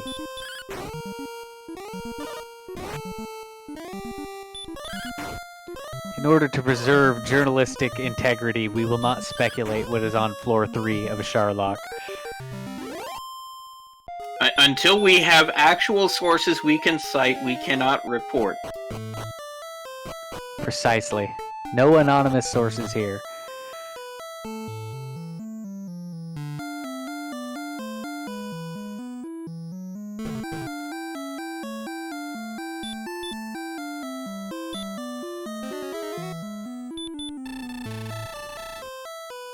And with a 75% chance to resist stop spell, yeah.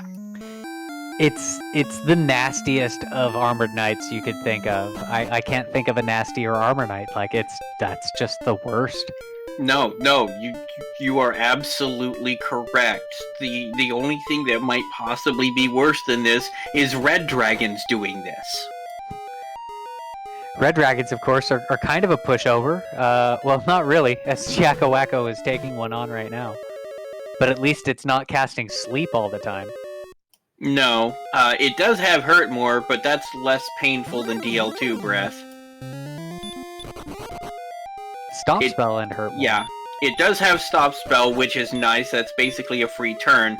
But unfortunately, it blocked, and kept blocking, and now Yakko is being sent back home. Tilo has made it to the second basement. And is sprinkling fairy water just to make sure that repel continues. Good option, by the way. We don't often see the fairy water used, except maybe as an item to throw if your strength is low and you're trying to do some early Deathlord strats. But good idea to use that in this instance to keep everything else away. Running into some golems here. Golems, he's running away from pretty consistently, so that's good.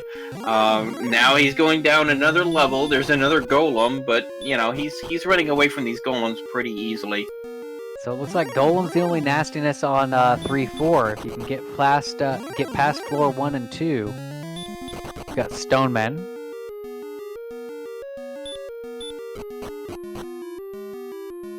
And I believe we've made it to I think the next one is the next tier of monsters. Yeah, that would be the split off to go check that chest where the sword would be in the vanilla game, but of course we don't care what's in that chest. It can't possibly be relevant, so. Star Wyvern giving Tilo a little bit of trouble. Double run fail. Third time's the charm.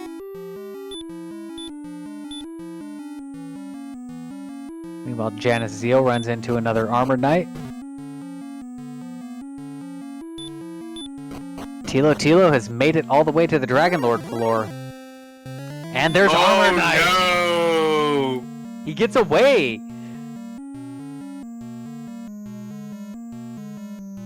A little bit of agility paying off. Another one. And now we haven't seen what's on this final spike tile yet, and I'm not gonna theorize because I don't want to jinx it. He does have stop spell, and as Janice has shown, no, honestly. We've seen the stats. Stop spell is actually not effective.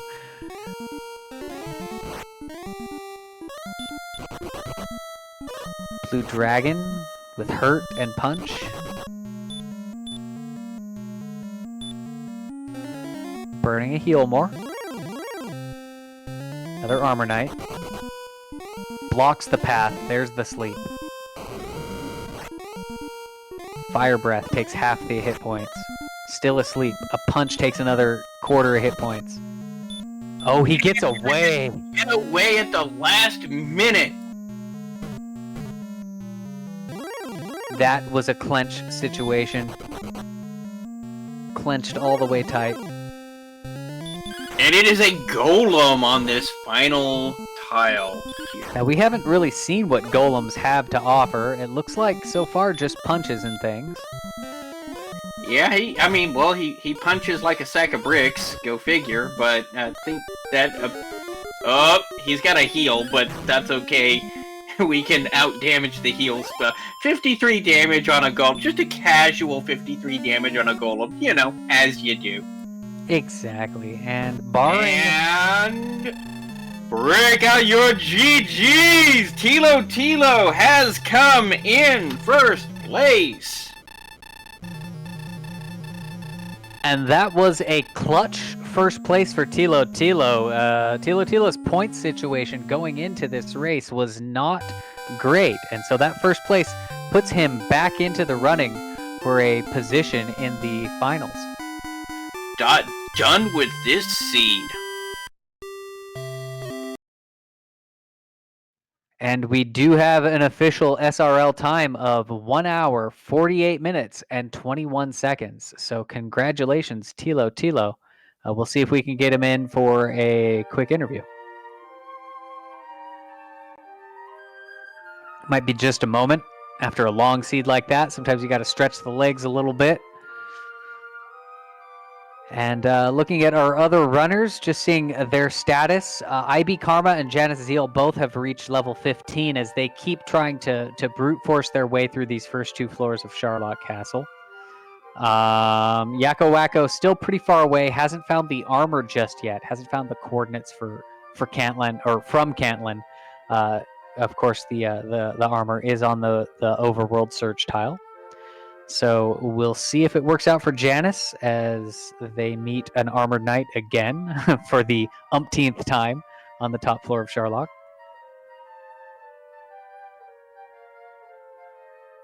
They did stick a stop spell.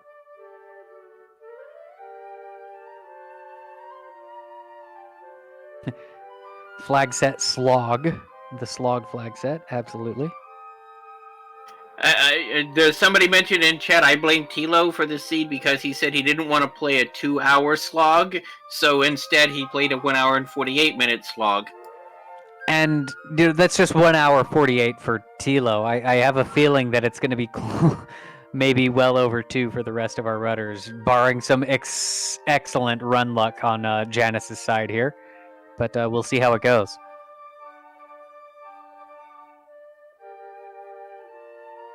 Math Girl be like, hey, that's just how I roll.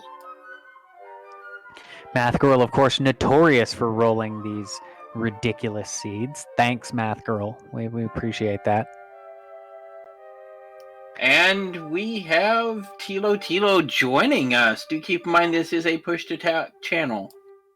Welcome in, Tilo. Congratulations on your first place win. Can you hear me? Yeah, yes, there you go. Alright, I don't know why it keeps disabling my push to talk, but anyway.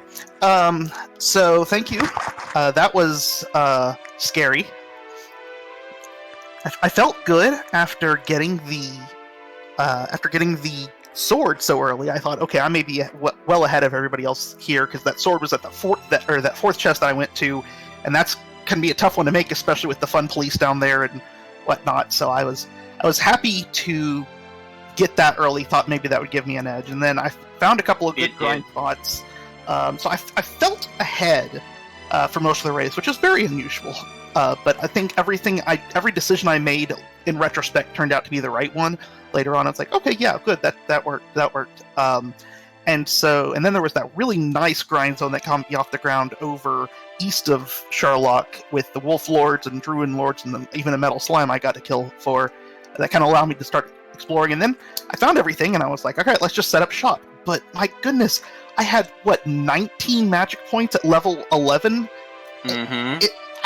I kept thinking this Stone Man is the best grind, but I can only survive a couple of them, and I just kept thinking, but the time it takes me to get back to these other places and try to find the right guys, and our strength was off the charts, so we had the potential for almost anything I'd want to kill to run from me. And so I just decided to keep hacking away at it, and then finally into not explore anything else. And then I get into Sharlock, and I get Wombo comboed, and I say, okay, maybe I should do a little more exploration and see if I can find the armor. I know that cursed belt logic doesn't work on this seed the same way as it would, but the fact that there were 3 cursed belts meant that at some point, as I understand it, a key item was put there, whether or not that was a token or whatever that was removed from the game later, it is irrelevant. It meant that there was a higher chance of there being something there, a high enough chance of there being something there, I guess you should say, that I felt it was worth it to try to find Hawksness Call, and I didn't really want to do the coordinates at Cantlin, but I accidentally hit return instead of repel as soon as I was leaving Cantlin. So I was like, all right, let's go ahead and do the coordinates, and I'm glad I did instead of searching for Hawksness, because I don't see how you get through that without the armor. At some point, one of those guys is going to sleep and dragon breath you in any dive. You're not going to get away from all of them. So I'm glad I went back to get the armor, and then afterwards it just kept becoming a question of how far do I grind, because my HP just wasn't going up, and I kept thinking maybe the next level will be the one that'll allow me to survive 2 Dragonlord breaths, but I also don't want to spend, however long grinding, so I kind of found a happy medium, and every time I rescued Gwaelin, I got 1,000 or so experience points, and then took off and tried again, because while I felt ahead for most of the run, I also, you get womboed that many times, people have the opportunity to catch up with you person gets a lucky draw. Like, I mean, that last one, I only ran into like 4 armored knights when I had been running onto 4 armored knights on like the first floor in every other dive. So, another player gets that lucky dive and they're in there. So I was definitely getting nervous there at the end, and so I wanted to kind of curb my grinding as much as possible while still pushing forward. Well, your initial instinct was absolutely correct. You were pretty much in the driver's seat this whole game. You found the sword early. Nobody else found it until like a half an hour in. So that gave you a pretty commanding advantage. And while maybe not optimal, the Stoneman grind got you at one point 7k experience points up over the next highest experience total. And even now, they're still not, the highest level is level 15. Nope, 16. IB Karma just got 16. So, you were pretty much ahead the whole time. It's a good thing you did get that, of course, because, these armored knights with the wombo combos. By the way, apparently there has been almost 150 deaths total between all 4 of you. I think we're at 134 right now. I think that's correct. It might have ticked up one since that was last reported. But you're absolutely right with that decision to grind, and get where you needed to be. Some of the other runners, IB Karma and Janiciel in particular, have been just going nonstop. I think some are on there. I think they're on their maybe 5th or 6th, maybe 7th attempt at level 13, 14, 15. Trying to take Gwaelin down there and just getting stopped on the top floor or maybe the 2nd floor of Charlotte Castle. Interestingly enough, we do see Janice Zeal is actually diving the grave of Garenham, so we are going to get a chance to see what's at the bottom of the grave. I don't think not Janice, I'm sorry, Yakko Wacko diving to the bottom of the grave, but meets an armored knight there, so we might not see what it is. Armored knights are so mean. They are the worst armored knights. So hopefully Yakko Wacko doesn't attempt a second dive because it sent him home. Yakko has not found the armor just yet. Again, those armored knights, they had, in case you hadn't surmised, Tilo, they had 75% sleep, 50% Dragonlord 2 breath. They're also a 12 out of 16 resist for the stop spell. Sleep 15 out of 16. So just all in all, not the monster that you want to meet. Yeah, I threw, I think, 3 stop spells at them over the course of my dives, and they all failed, and so I said, okay, that's a losing battle. And at the agility I was at, I was above 50, I was like almost 60% to run from them, I think, somewhere between 55 and 60%. So I had some, not horribly statistically unlikely, but some unfortunate sequences of consecutive run fails against them. I'm curious, did anybody else do a strength agility build? No, you're the only one. I think everybody else is on strength health. Yeah, that actually benefited me slightly at the end because there were star wyverns and werewolves in a couple of those zones that when I reached my last level, I was defense breaking, so I was able to avoid a few encounters. It wasn't the important ones that I really needed to get away from, but it was at least less time loss of getting stopped by encounters on that last dive. Absolutely, as IB Karma just gets sent home by another armored knight at level 16 in Charlock and goes back for another. Not sure if he's going to grind or if he's going to go for another Gwaelin. But there's definitely we're fortunate that King Lorik has an infinite number of Gwaelins to pick up because there have been a lot found today. What were your thoughts? I think you might have touched on this when you picked up that sword early on. Were you thinking this is I've got this in the bag, or what were you thinking at that point? Well, I wasn't thinking I've got this in the bag because obviously there's a lot of seed left to go. I do know that we started off with pretty low strength, and I got unfortunately a low roll with the fairy water against and the magic drake you rolled high on my first monster, so I luckily was able to finally hit it again to knock it down, and we gained the next level, like, okay, well now I get some strength health again. I got no strength. And I used up my fairy water, and I was like, okay, I'm not sure what to do here. because then on my way, I saw the cave, and on my way to the cave, I ran into another Magidrake, and I'm like, okay, I don't know what's grindable around here, so let's dive in. And then I got the sword, and I was like, well, now everything's grindable, which was really nice. But it was hard to know until later how far ahead that would put you. But as I went through all the grind zones, there was a slime in Zone 1, but not in Zone 0, as far as I could tell. And Zone 1 had the Warlock and the Poltergeist and in it, and the Drakima, and so it would be really hard to grind extra levels there at the beginning without some sort of weapon. This just in, Yakko finally found Cantland and now has his coordinates to pick up his armor. As he smacks down a Warlock, I just want to say he casually punches a Warlock for 101 damage. And that's not even a crit. That's just a straight up attack. The strength in this was so comical because, I mean, after getting no strength, then you start getting like 20 strength every level, and I think, at a level I had 19 magic points and 128 strength at level 11, I believe. It was just the most absurd combination of stats. Yeah, we were joking. You were kind of the opposite of a glass cannon. You had all of the strength and like no health and no magic points.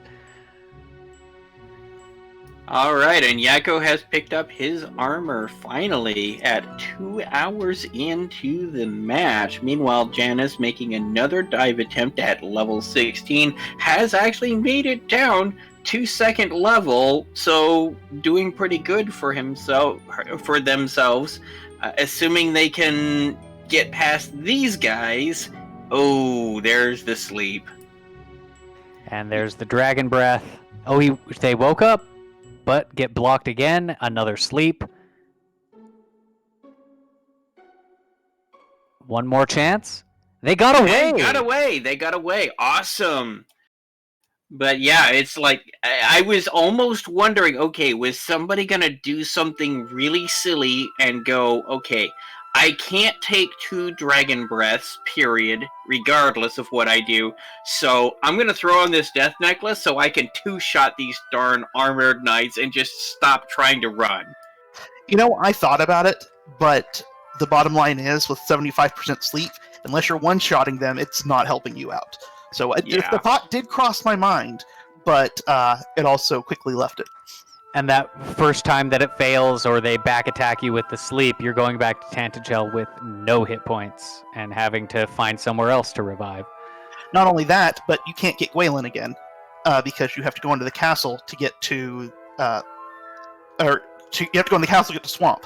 So you have to decurse yourself after the first time in Breckenary just in order to get Gwaelin to go back into Sharlock.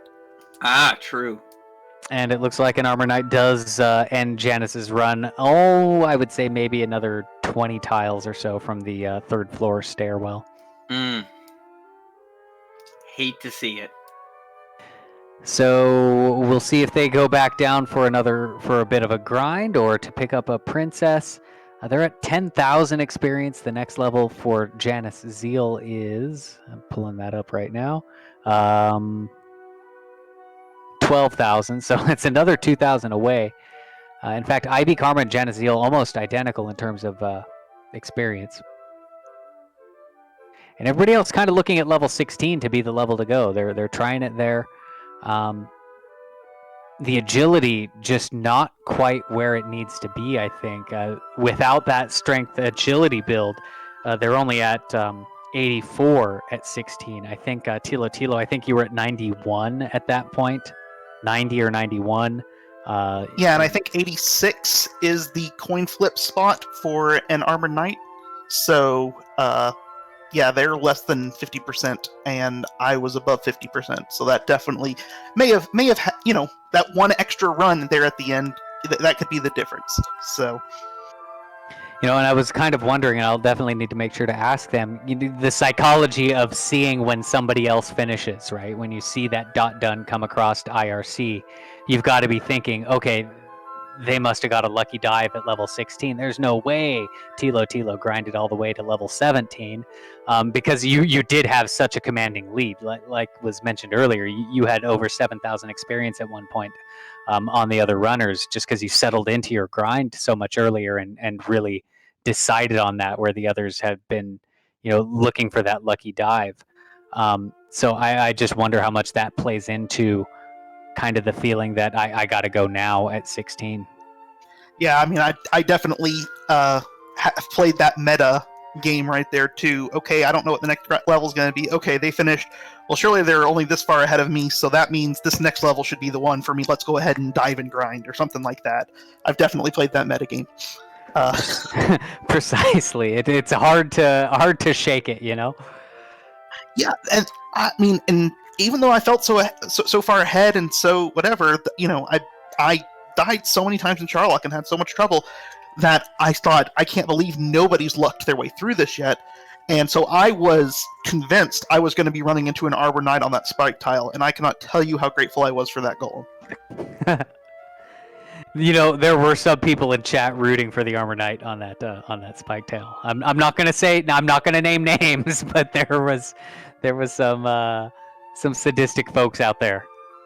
Like, I'm not even sure what the right strategy is if there is an Arbor Knight there, because it's gonna be a 3-shot if I'm gonna swing, and they do have the chance of dodging. They, of course, the 75% stop spell block, but that's the max their stop spell block can be. So, which of those do I go for? I mean, I probably would have just swung because you at least have the chance for a crit. But I mean, I was playing that what's the right move here if that happens. And so then I saw a golem and I was like, oh, that makes me so happy. Just punch that pile of bricks. And it looks like IB Karma has actually made it beyond the second floor, running into a golem on the like diamond-shaped floor. So IB Karma has a pretty free walk until he gets to the bottom floor where those armored knights appear again. Yeah, that second zone, as far as I saw, was only golems and stonemen. I mean, I may have been defense breaking out like a werewolf or something like that, or Star Wyvern or Wizard, but all I saw were those two in that middle zone. I was very happy for that one. Every time a golem popped up, I was like, oh, I'm so happy to see you. Yeah, nothing nasty there. No, apparently there were armored knights on level 3 because Janice just found one. Are you sure Janice was on level 3? I thought Janice was still on the second level of it. So RB Karma's in the U room now. No, he was on 2 still. Okay, he was almost to 3.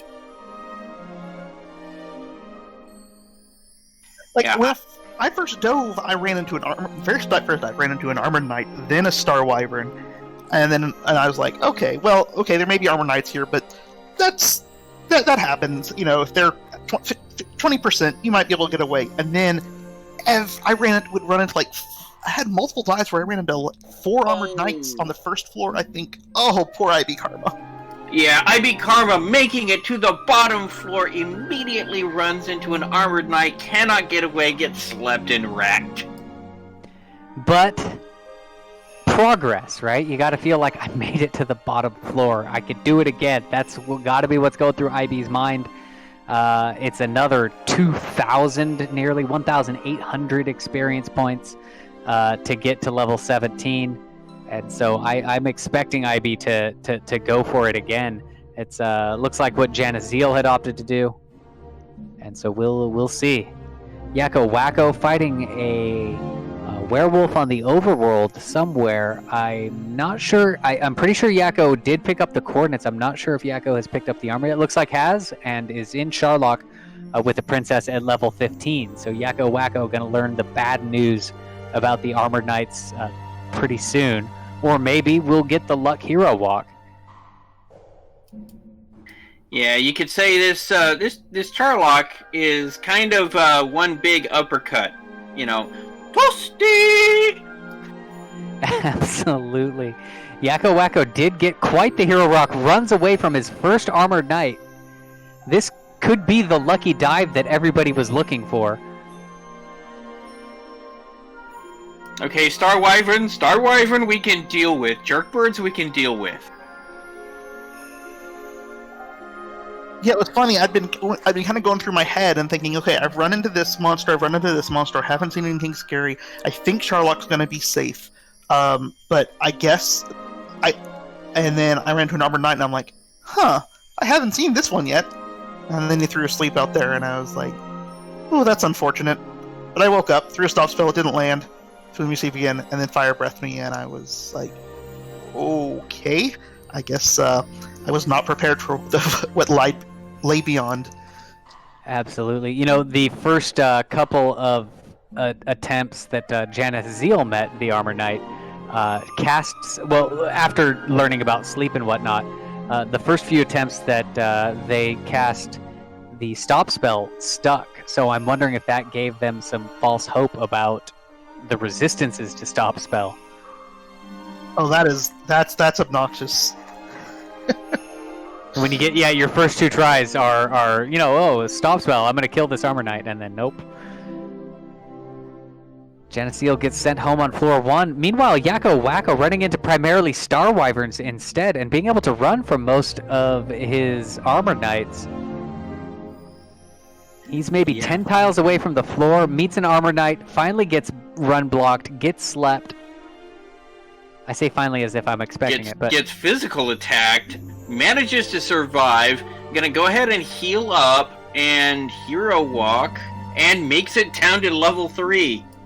So Yakko Wacko very well could steal this with the lucky dive that all of our other runners have been looking for. Might be able to steal the second place. Of course, he's got to get past this Stone Man, which he's fought plenty of those.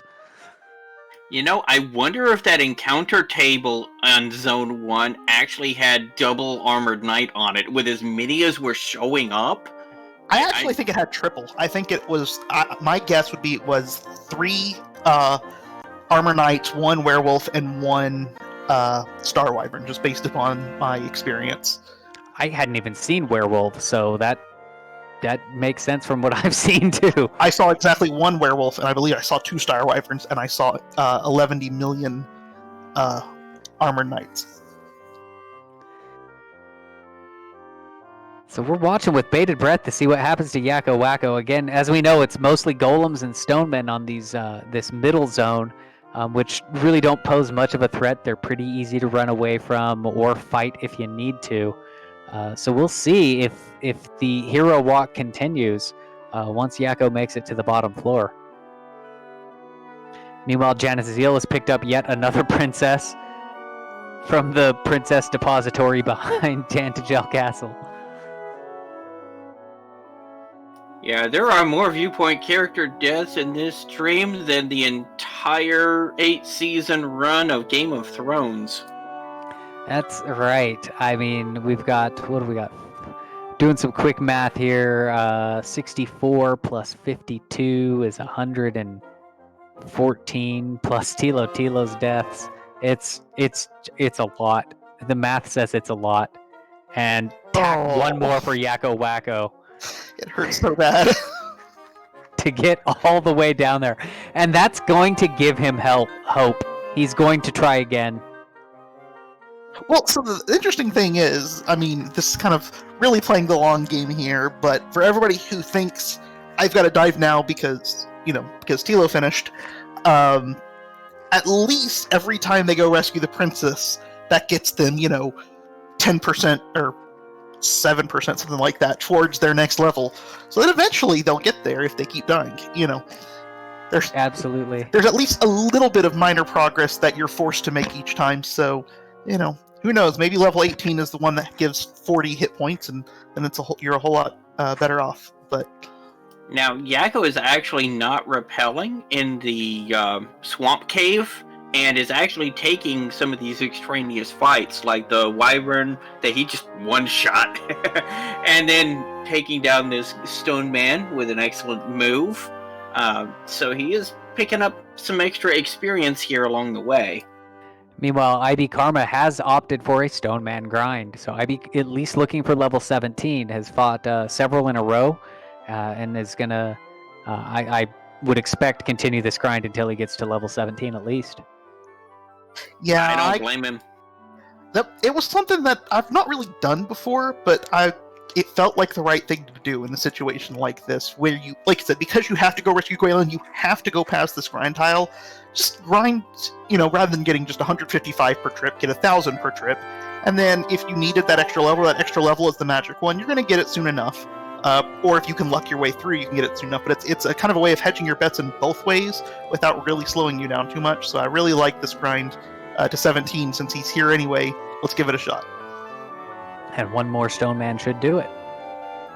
And we'll see kind of what the real split was between your agility, Tila with that agility build versus IB Karma's. If I remember correctly, there was 3 or maybe 4 agility that came out of this level, but it might be less because of the different build. Right now, there's a 10 agility difference, but also a 1 level difference. And he picks up 3, so takes him to 87, which is, again, a good 7 agility difference between the 2 builds there. Well, on the bright side, that flips him to the positive side of the 50% line. That's unlikely to make a difference in single dive, but it's nice psychologically to know, hey, I'm more likely to run than to fail to run. And he picks up his princess, so looks like that psychology is paying out, or is persuading IB to make the dive. Which I think is expected, considering they've been diving since, I want to say, level 15 or maybe even 14. Janice Zeal opting to do a grind in the desert outside of Tantagel, looking for those blue dragons that are there. And it looks like Yakko Wacko also fighting blue dragons on the overworld. Not sure if it's the same zone. When I went to search for the armor after that first failed dive, I started running into the blue dragons out there in the overworld and was thinking, oh no, did I make the wrong decision in my grind? Because they are so much easier to kill, and they had hurt to throw out there. And so I was concerned that people had been gaining on me using the blue dragon grind, because they are a really good grind spot. I'll be honest, nobody ever checked the trap tile in Hawksness. Yeah, so no one knows there might have been tasty blue dragons waiting there. But it was so far off the beaten path that it wouldn't have been worth the iteration on the trip. Yeah, with only 19 magic points, even if you are able to take one out or take them out quickly, you're gonna have to heal in between fights. So you're absolutely right. It probably just wasn't viable. Salty run back. You might consider checking it out. I'm not sure. Do they post these seeds in the Discord after they're done, so other folks can run them back? They do sometimes, especially if they're blurst like this one. This definitely fits into the Seeds of Torture category, if you ask me. I didn't even have to play it, just watching it. We're at 217 and don't have a second place yet.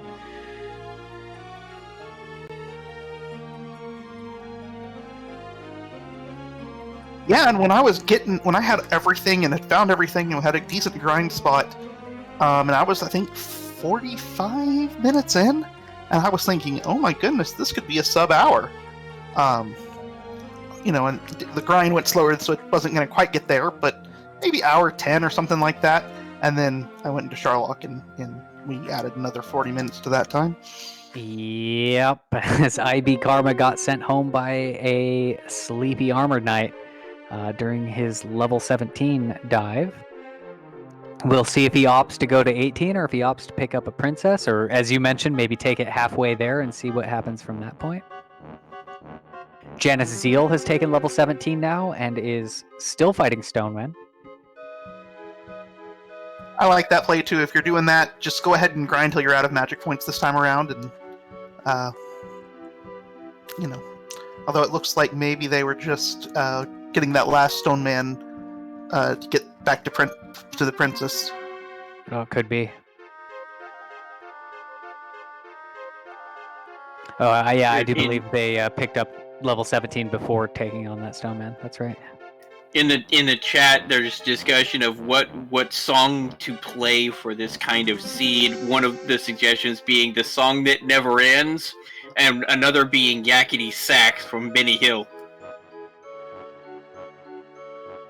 I mean, it's a Three's Company seed, so you would think that the Three's Company theme song would be appropriate, but really, that's just an afterthought. I mean, you could see, Jack Tripper and all the shenanigans that are going on. You could see all the slapstick that's happening with the Armored Knights happening in Three's Company.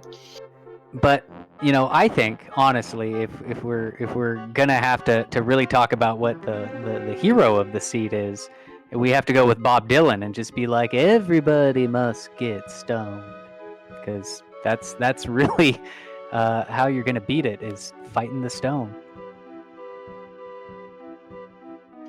What was that? 2 Armored Knights and 4 steps into Sharlock for Janice. It's promptly double-breathed and sent home. It's so brutal. Yeah, it's so rough. I've been begging for some sort of a sleep resistance. I think it should be the cursed belt.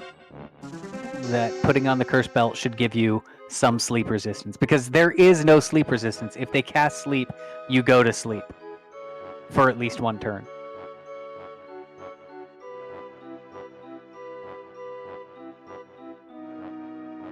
Monsters get sleep resistance. I think the hero should have it too. Or at least a way to get it. Yeah, I've talked about that before, about the idea of, we lose HP to get strength with the Death Necklace. So I would say and my thought process was lose agility to get the sleep resistance. So, you might not fall asleep, but it's still going to be harder to run It's going to be harder to run from other monsters that might not be throwing sleep out at you as well. So it's a balancing act there. But who knows? I don't know enough about the back end of these things. It might be hard to code in sleep resistance for the hero if he's not already programmed to have it. So yeah, that would definitely be a little bit of a that would be a little harder to push in than something for the Death Necklace. Right. So over here on the armchair, I'm saying make it happen, but I have no idea how to make it happen. Yeah, I mean, we were gonna try to push this over to the other race that's over on RPG Limit Break, but they may actually be done first, despite having started an hour later. Yeah, this very well could slog on for quite a ways. I mean, even though 17 worked for Tila, with that agility build makes it very possible that these runners have to go to level 18. Because being able to run from at least some of those Armor Knights is going to be key to getting through this. And even if they get through the first 2 floors, there's the bottom floor of Armor Knights that they also have to contend with. Yeah, Urson and I had a lengthy discussion over whether or not the agility build would be optimal for this. And I think after a while, we kind of came to the conclusion that, a few HP isn't going to make the big difference, because it's not like you're dealing with the Dragon Lord where you have to be able to survive 2 fire breaths, although obviously with the Armored Knight you might need to survive 2 fire breaths, but it's not a necessity. And so you can take your chances early enough, or a whole lot earlier, even with lower HP. But with low agility, you're not gonna get. You might not have as much fortune. So it's not a clear-cut thing, but we had both decided to go with the agility build for this particular flag set. And it certainly paid off, as these Armor Knights are showing. And you bring up, with this Armor Knight, you have to be able to survive two fire breaths, but that's not a guaranteed. I mean, if you're sleep locked, you have to survive 3 fire breaths, or 4 fire breaths, or 5 fire breaths, depending on how many you decide to sleep through. Right. So even 2 isn't necessarily a benchmark of failure versus success. It's just a chance of, hey, I might not die this particular round. Precisely. And so I think Janice and IB have both made it to the 2nd floor. Janice meets an Armored Knight. IB Karma meets a Wolf Lord, or rather a werewolf. There's that werewolf we were talking about. There's the Star Wyvern. And Janice goes down to the fire breath. Actually, wasn't slept. It was just fire breath.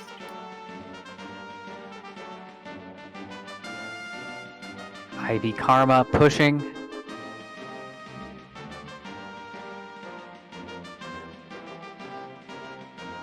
Ooh, double Armor Knight. One step after the other. Yeah, runs away successfully, takes one step, there's another one, takes another 3 steps, there's another one this time. Gonna give him the business. Oh, manages to survive that and runs away! So this Armor Knight chasing IB Karma down the halls. He's up and sends a Jerkbird. Another one! No! Sleep. Punch, wake up. I'm now reminded of Officer Wiggins trying to keep up with Homer Simpson, chasing him down for taking a donut. IB Karma has made it to the safe floor. There's a brief respite. No more Armored Knights for 2 or 3 floors until he gets to the basement. Meanwhile, Yakko making it to floor 2. Yakko Wakko's actually pushed all the way up to level 16 at this point.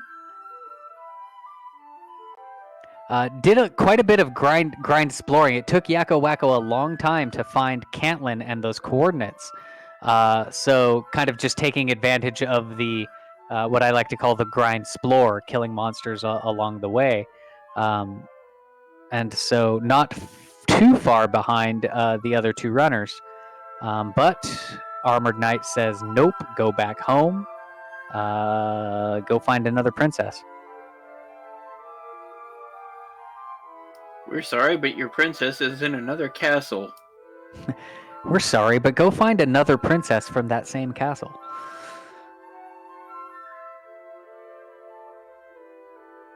Oh no, the golem blocks IB Karma from running away and takes him out, and so IB Karma goes back home, sent back by a pile of bricks instead of a pile of axes and shields and really awesome blonde mohawks. Yeah, no, that was 4 blocked runs, by the way, and a heal more.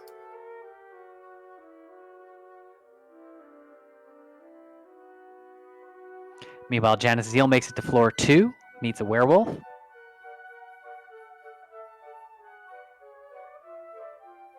Runs from the Star Wyvern, rounding the first corner. Makes his way through the kink, or makes their way through the kink on the left side. Werewolf giving a little bit of an issue.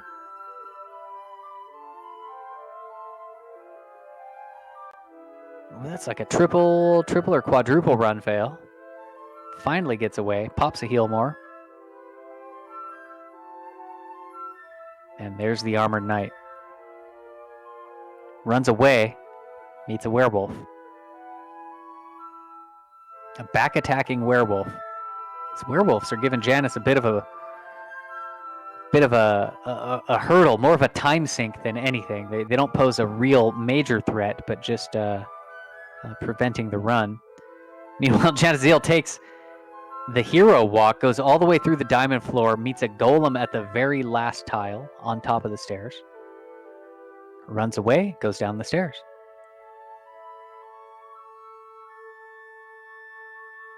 Says, no, I've killed enough Stone Man. I don't want to fight you.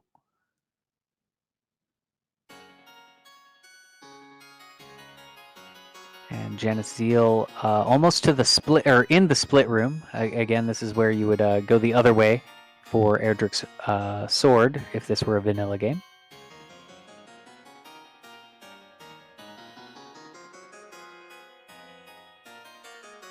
Golems hounding them left and right. Little cousin Stone Man blocking the way. Janice escapes, makes their way to the U room.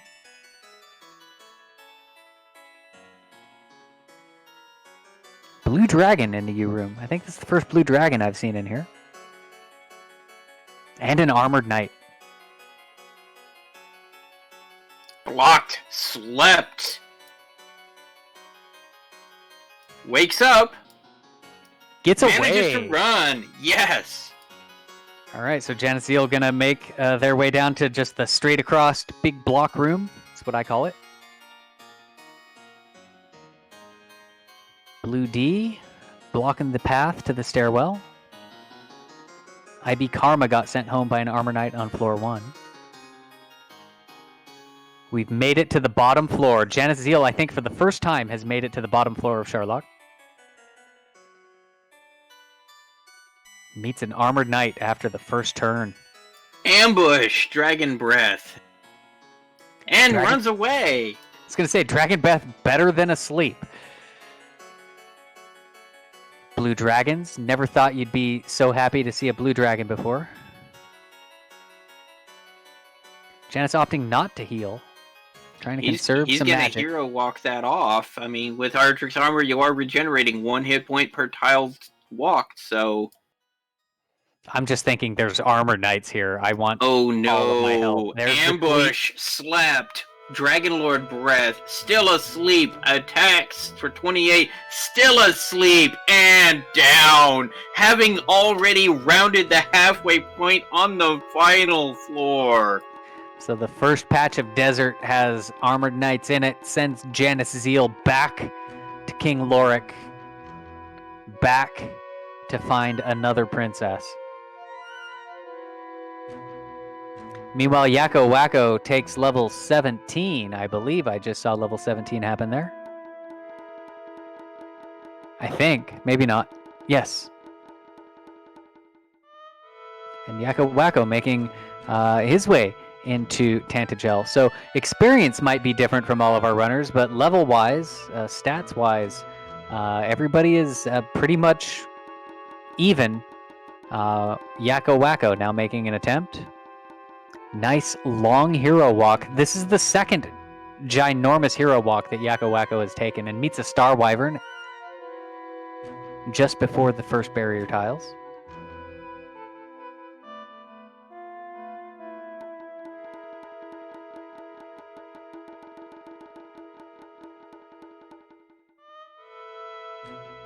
Gets away from the Star Wyvern. Repel wears off. Yakko Wacko opting to cast Repel again. Oh no, that's a heal. And there's the Armored Knight. The Sleep. Physical attack, 21 damage. Fire Breath, 46 damage. Wakes up, runs away, gets away. Pops a heal more straight off the bat. Kind of appropriate that the music that's playing is from the city of Jaipeng in Dragon Warrior 3, because that's where the Orochi is, that also has a very nasty breath weapon. Absolutely. And of course, all of our runners making their best attempt to get through these Armored Knights, but they just keep putting them to sleep. Everybody wants to do their best Talon cosplay and just sleep through the entire seed, and it's not really paying off for them. And Yakko Wacko gets sent home about 4 or 5 steps away from the floor 2 stairwell.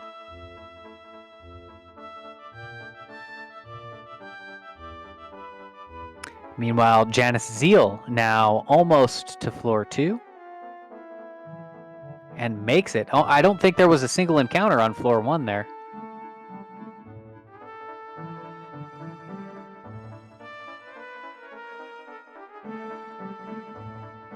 Alright, so I just looked at the ROM, and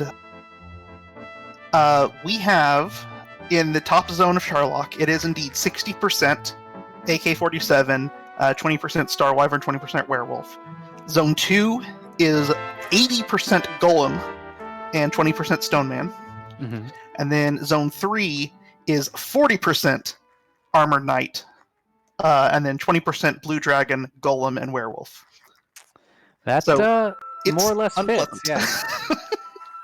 It's unpleasant. They give you that little bit of hope in the middle, right? And then you get to the bottom floors, and it's, oh, nope, there's more. But Janice Zeal has made it to the first safety floor. the golem floor, if you will. Of course, we can't say it's 100% safe, as that golem did send IB Karma back earlier.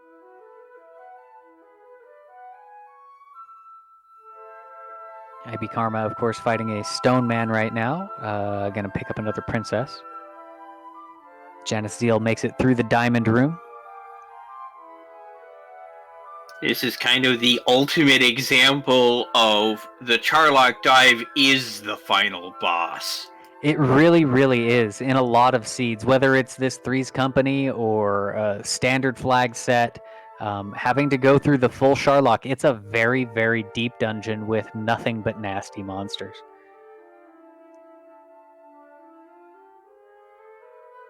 We've made it to the U room. Star Wyvern. Yeah, when I saw my agility was like 85 on whatever level it was, 14 or so, I didn't have Heal War, but I was going, maybe I should just go ahead and go to Charlock anyway and try to run from everything and then just heal afterwards. It was like, maybe I run into an AK-47 or maybe I run into a Red Dragon and I fail, that's possible, but especially with the HP I had right there, Heal War wasn't going to really help me at all anyway. It was going to put me in the same boat, so I thought about it, but I didn't. Was wondering if that was going to put me behind, and then obviously when I saw Charlock, I was happy I grinded. Yeah, there was actually discussion in the chat channel going, okay, he's got a high enough defense power. If he gets a defense power of 96, he should probably just go to Cole, ghetto grind that death necklace that gives you like 120 gold per turn, like 120 times to get the silver shield that was in Cantlin. Just to be able to defense break the armored knights. Janice... Oh, sorry, I was just going to say, Janice just gets away from an armored knight with 2 hit points to spare, almost to the spike tile. Oh, another armored knight. Blocked. Dragon Lord Brass runs away. And to the golem. I had thought about that, but I didn't know where Silver Shield was. I had never checked a shop other than Breckenary, because I was content with where I was before I knew what was happening, and so I wouldn't. Oh, that had to have been a miss menu. Yep, Janice swinging on the golem with only 33 hit points. Maybe miscalculating how many hit points the golem actually has. Maybe a miss menu, but gets sent home and has to make that dive again. Oh, that hurts. That hurts. You have to be so careful with it when these things, like for me, every time I got out of the battle, I was healing because I didn't want to have I didn't want to be missing 1 hit point, as we saw just a few moments ago. Janice got away with 2 hit points left, so that's important. And then, against the golem, you've got to heal before it gets to anywhere close to critical. You've got the MP for it at that point, so that hurts really bad. Yeah, you've got heal mores, use them. Absolutely, because again, you don't need to save them for the Dragon Lord. As close as you are, there isn't anything really to conserve magic for. Yeah, and that may have just been a miss menu, but there's also a muscle memory aspect of your brain thinks, I'm diving Charlock, I need to conserve MP as much as possible, and you just say, you go into your old habits there because that's what you're used to, and you didn't need to, but you forget that you can use up all your magic. All right, and 2 hours and 35 minutes into a Dragon Warrior Randomizer seed, some of the brain power sometimes gets a little bit stretched thin as well. This one definitely being an endurance race, as well as a randomizer race. Ooh, IB Karma making it down to the golem levels. So to the safety floor for IB Karma. Let's see if he can make it through and get a nice hero walk on the bottom floors. Meanwhile, Yakko Wacko taking Gwaelin to the Remolder Inn for a little sleepy sleep. An interesting decision. I thought about that, whether or not to do Remolder versus going back or doing the Repel at Tentacle, but I think ended up deciding the castle was the optimal way to do it. It's a little closer. Obviously, you have to walk a little bit further inside, right, to get around to the guy and back out again. Oh man, Janice taking out right in the entry foyer. Janice has got to be careful now because the last time they went to go rescue Gwaylin, they could only afford one key, and now they can't afford any extra keys. And having to get back into the swamp, you need the key to get back there and the key to get to the swamp. You need to be able to restock 2 keys per trip. And I mean, I guess we're close enough to Remeldar. Losing your key isn't the worst thing in the world, but Janice is getting close there. It's an easy thing to lose track of as well. Like if you're just not thinking about it or if you're not used to it, certainly an easy thing to lose. Meanwhile, IB Karma has made it to the bottom floor. IB Karma also has grinded up to level 18. I'm not sure if it was an intentional grind. I did see IB Karma grinding. So we'll see if this works for him. Now the big thing is IB Karma now has 100 hit points, so he can take 2 DL2 breaths and survive. And he might need to right here. And he might need to right here. DL2, still asleep. And still asleep. Going home. It's so bad. And agility still only 87. I think that means that there was no agility from level 17 to level 18. I think agility certainly proving to be the stat to have in this particular seed and flag set. After my 5th or 6th dive into Sharlock, I really thought about throwing up my requesting a reroll graphic. Now I'm afraid it would have been taken. The offer would have been taken. Requesting a reroll like an hour and a half into the game. Could, who knows?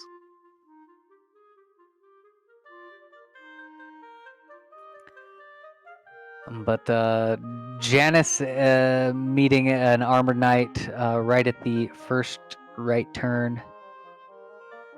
Put to sleep, punched, still asleep. Janice going home. Yeah, you know what's ironic here?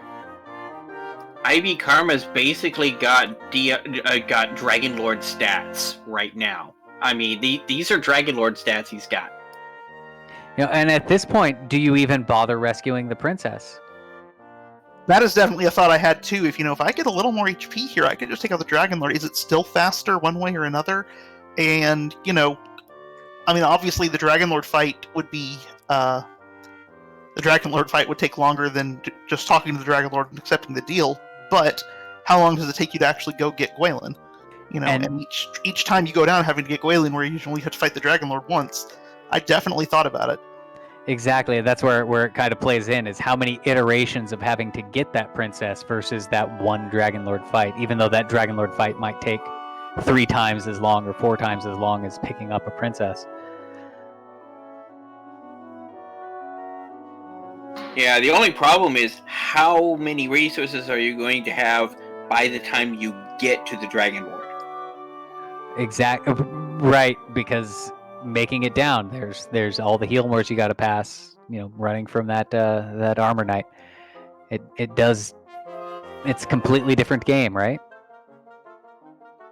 Yeah, you need 11 or 12 swings at 140 attack power, and so you're looking at 9 to 10 heal moors. So definitely, I mean, in the world where defeating the Dragon Lord is the goal, I'm probably diving on 18 as well. Well, actually, I'm probably not because I was strength agility, but it might be Karma stats. I would probably be diving for the Dragon Lord win at this level anyway. So, well, Karma makes it to floor 2. He's got another little stretch before he's in a safety zone. There's an armor knight, runs away.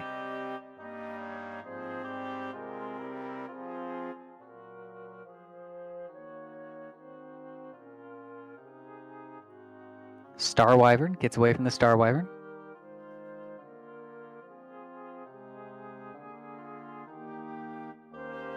Nice long walk and gets out of the danger floor into the diamond floor. Golems and stonemen are the only things here. Janice has decided to set up another grind over with the Blue Dragons, so they're looking to get level 18 as well. Yes, and that's kind of a key difference. It looks like Janice and Yakko Wacko have both opted for the Blue Dragon grind, whereas yourself and IB Karma opted more for the Stonemen.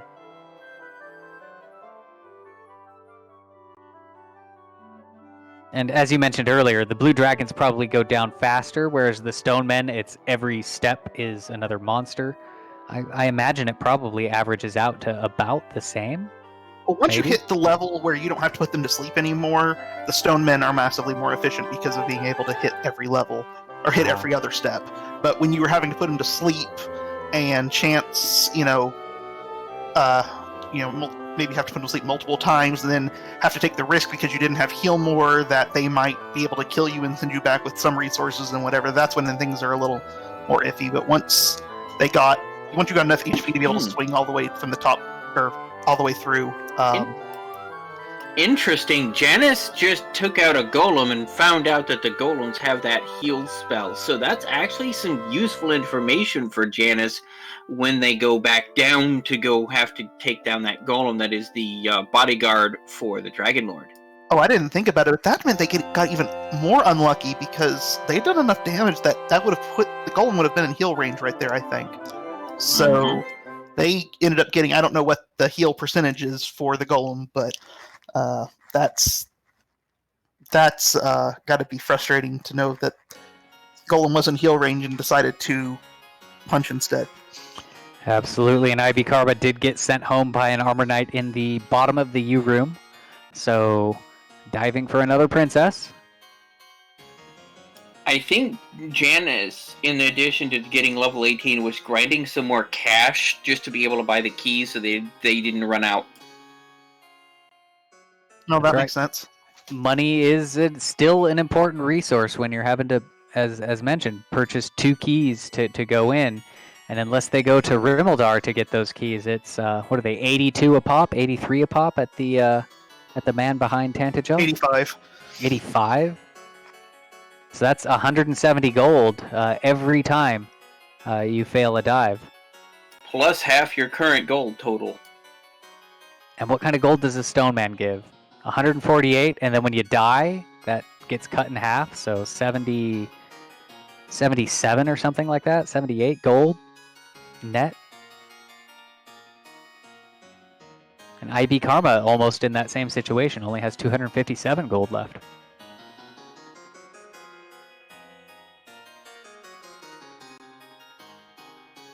I'm not sure what their key situation is, though.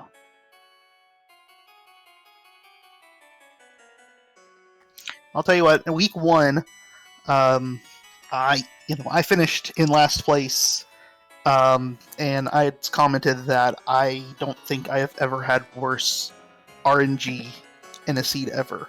It was one of those things where I'm not saying I would have not finished 4th if I hadn't gotten the bad RNG, but I couldn't finish anything but 4th with that RNG. And so it is. I'm happy to have been on the other side of that today, getting the lucky run to the sword, and then, as many times as I beat my head against a wall in Charlock, I still think I made it through faster, or with fewer dives than anybody else at this point, although I did have a higher agility, as you mentioned. But if you look at just the league points, I needed this win a lot more than anybody else did too, because of some shenanigans that happened earlier in the league tournament. So I'm happy that my RNG karma evened itself out a little bit. Absolutely, Yeah. and we had actually mentioned that as the run was going. I forgot to ask you about it. That first place was a pretty much necessary for you to get back into the running for the final tournament with just 1 week left. So Yeah, I'm last assuming year- you're excited for that. Yeah. Yes. Last year, depending upon who won in each whatever like that, the cutoff was going to be 14, 15, or 16 points.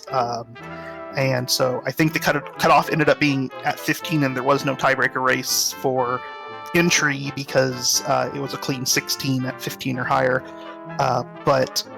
So I assume it's going to be similar this year. I imagine the numbers end up breaking down pretty similarly, so that we'll have 15. The cutoff will be either 14, 15, or 16. So obviously, if I got second today or get second next week, then I'm not going to reach 14, which would necessarily knock me out of the tournament unless something has gone totally different this time around. So I definitely needed this win. So I was very happy to get it. I felt robbed a little bit last week because I finished second in both races, and somehow that meant I got third place points. I understand it, but it just feels wrong nonetheless. Like, I got happy about that, but then I realized, oh shoot, it's first place wins from each of the other people got it. So that was a little painful, but you put yourself in this situation where it matters from what happened earlier in the league, and so you accept you're at the mercy of the seed at this point. Yep, and now they are officially an hour behind your finishing time. So that's gotta at least put a little bit of a seal on the very clear victory on this, as I don't think I've seen a seed with an hour difference from first to the rest of the pack. So I mean, certainly not wait in a a minute. elite setting. Where did that armored knight come from if they're not supposed to be in zone 2? I think Janice Zeal has made it down to the U room, maybe, which is the final zone. Is it not? Yeah, the U room is the final zone. Ah, nuts.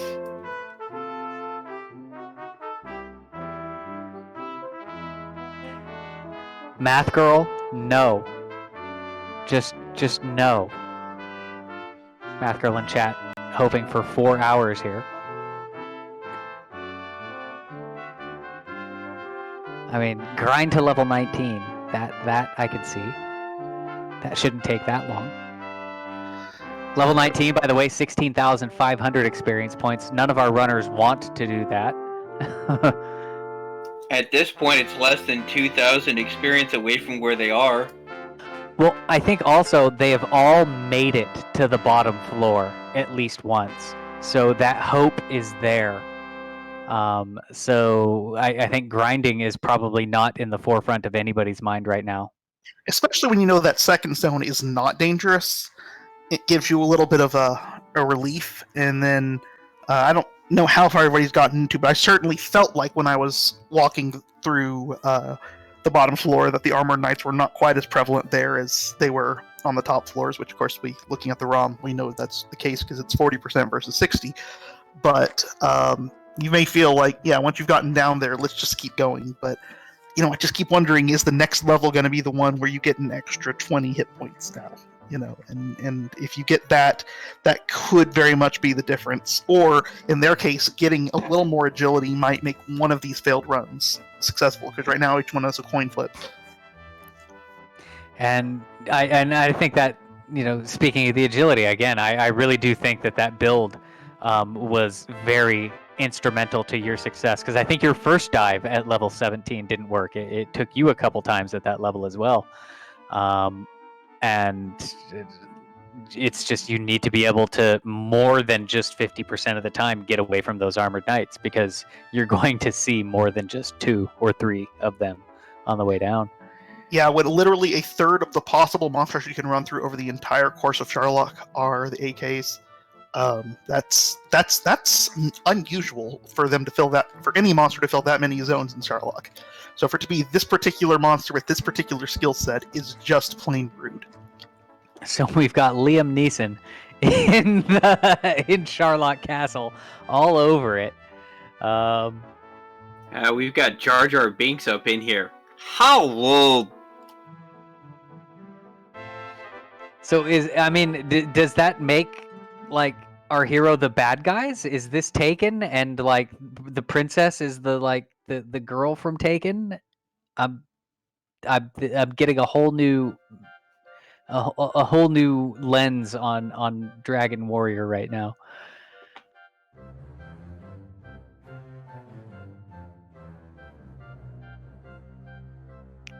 And Liam Neeson taking out Janice Zeal. Oh no, he does. He gets away.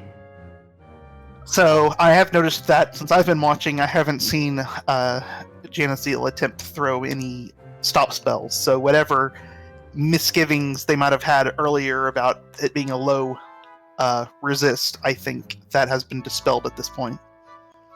I think Yeah. you're right. I think they figured out that stop spells are a losing proposition. Just try to run. It only takes a few iterations for that to correct itself, I think. The problem is each iteration is a trip home. You know, you don't get a chance to throw multiple stop spells off per trip. You fail that stop spell and then you're done. Wow. 4 turns of sleep for Yakko Wacko. And And for Janice too, four rounds of being asleep. that, again, in Dragon Warrior 4, 4 rounds of being asleep as Taloon is enough for Netta to sell everything in the inventory, but unfortunately that's not the randomizer that they're playing right now. So Janice Zeal and Yakko Wacko almost neck and neck going back down to pick up another princess. IB Karma on the safety floors running from Stoneman at this point. Actually putting a Stoneman to sleep. Is IB Karma also getting Gwaelin? Is IB Karma grinding? He's doing a grind on this floor, which I don't necessarily think is a bad idea. He's getting pretty close. He's less than 1,000 away from level 19.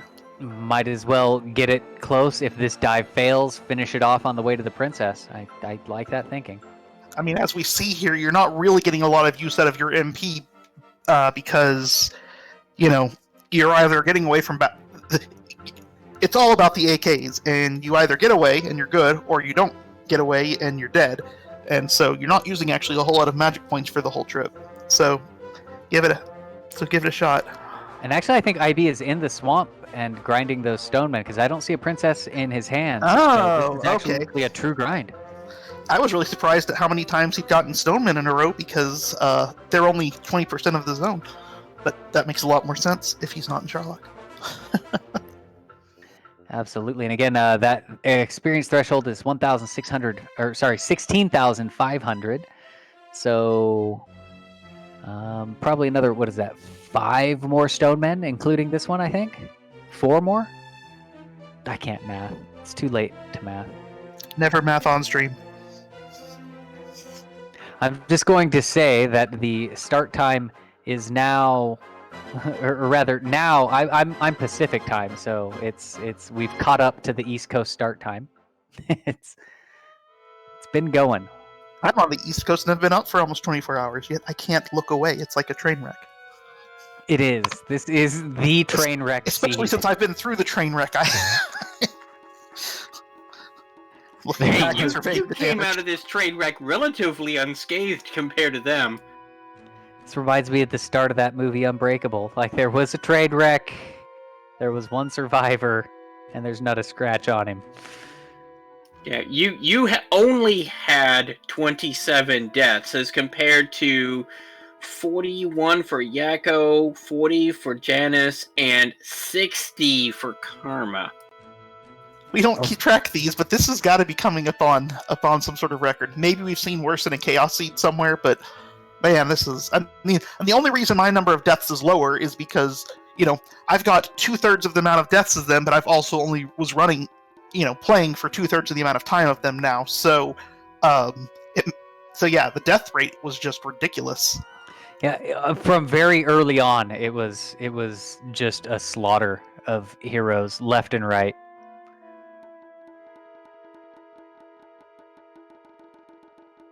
So IB Karma taking on that last stone man. Yeah, so for any of our viewers wondering what we mean when we say a Math Girl seed, this is your answer right here.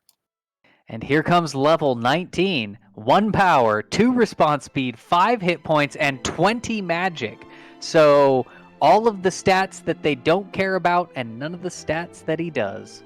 Just go kill the Dragon Lord at this point. If you can get there, he's done. You're good with that magic point. If you can get there, Dragon Lord is dead. Just forget about trying to rescue the princess. I'm pretty sure that if they were able to get to the Dragon Lord, the seed would be over by now.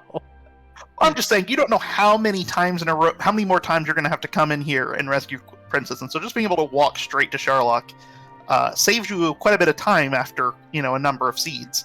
Especially given that I think Ivy Karma just used his last key. Oh, did he? I believe that's what I saw.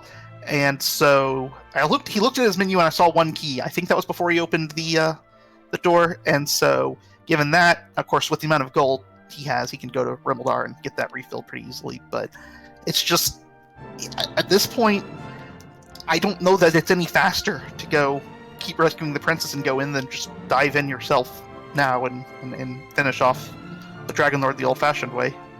123 magic points is a ridiculous amount.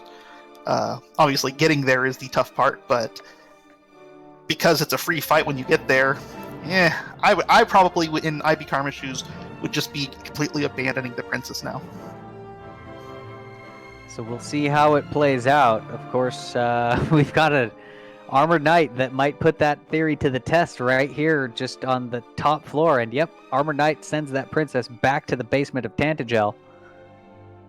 We'll see if IB Karma opts to pick up more keys or just go fight that Dragon Lord.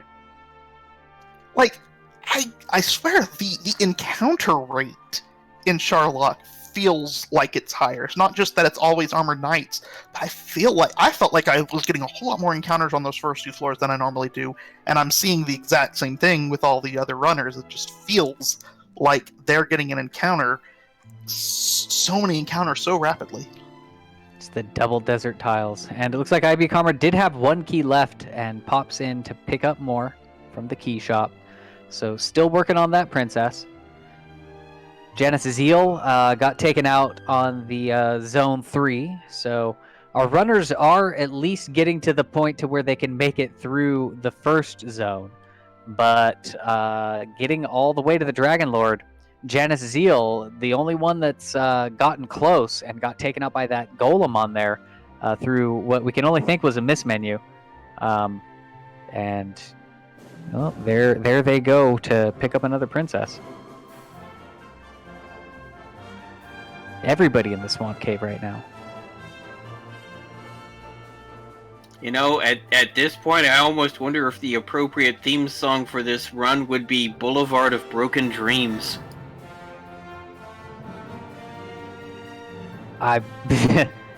Could be.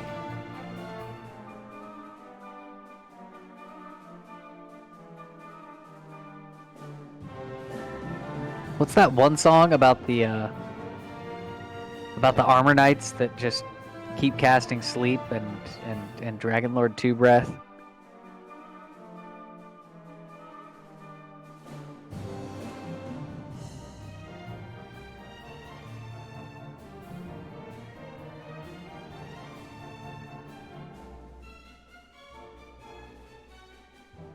I mean, at this point, this is even more painful than the final dungeon in Zelda 2. I don't recall that one. I was not a big Zelda 2er, but I'm gonna believe you that it is a painful dungeon. Yeah, the problem with the Zelda 2 final dungeon is if you don't know where you're going, you end up basically running an infinite loop, and all of the monsters in there are, like, really nasty.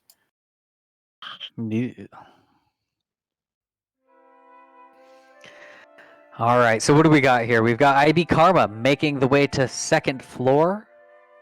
Of course, second floor still has that 60% Armored Knight.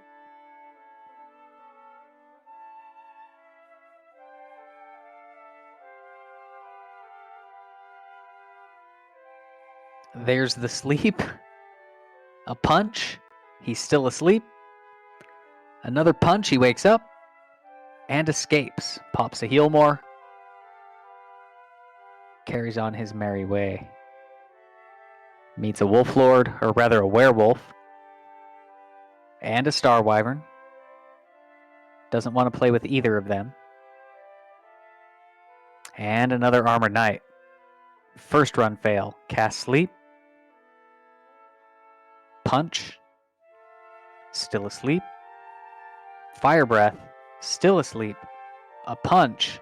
Still asleep. Another punch and going back to Tantagel Castle with the quadruple sleep fail. Janice Zeal now on the second floor.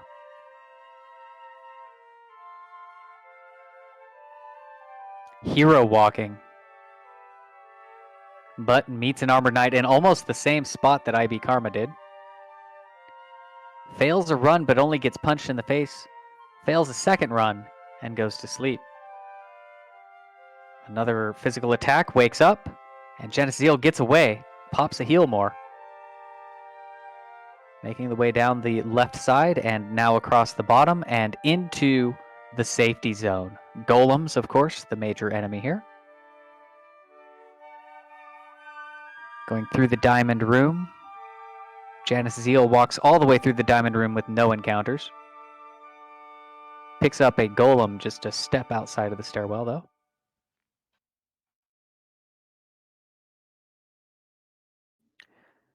Janice has one more golem floor.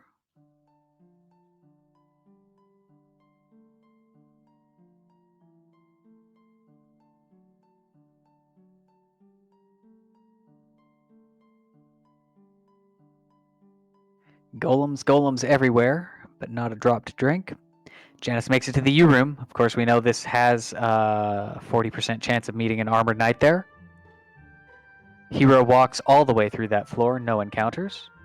Goes across the straight across room, no encounters. And to the bottom floor of Sharlock. Blue Dragon.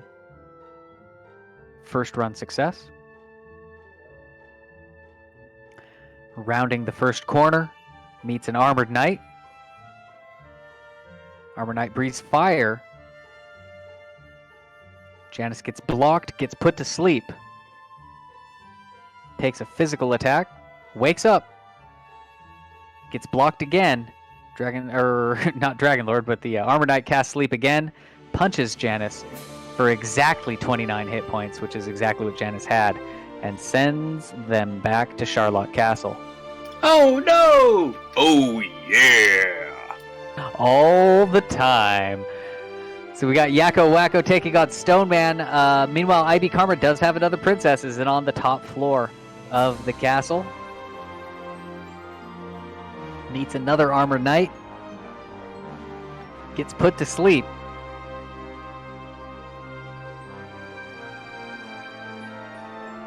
Ooh, gets blocked again, put to sleep. And sent home with a fire breath. So, I don't know if we have the ability to make prediction, but the big prediction I think that should be made, if it's available, is will we finish this with less than 200 deaths? Combined.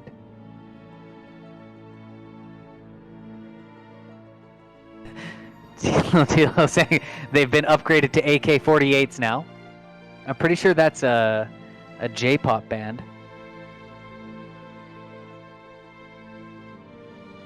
Oh, it's AKB-48. Known from the address in Akihabara.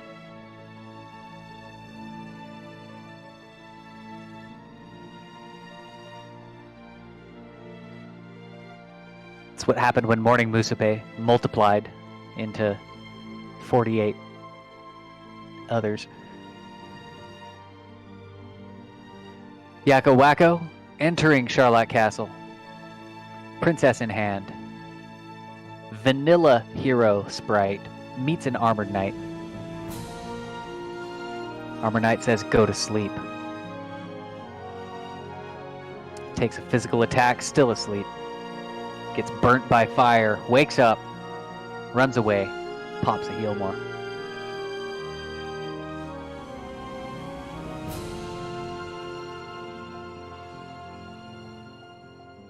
I mean, at this point, just finishing this seed is a worthy accomplishment for anyone.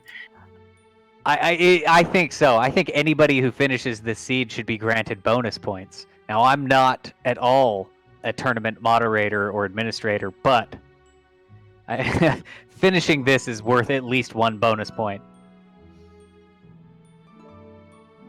Armored Knight sends Yakko Wacko 20 back to the castle. Janice Zeal, also put to sleep by an armored knight, wakes up and gets away. Does not heal and meets another one exactly one step later and gets away from that one too. There's the heal spell. Werewolf. Never so happy to see a werewolf ever in your life.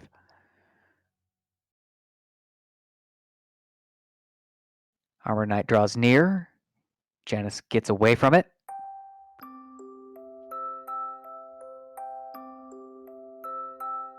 And fails a run. Gets put to sleep. Just on the front side of the throne room. Wakes up.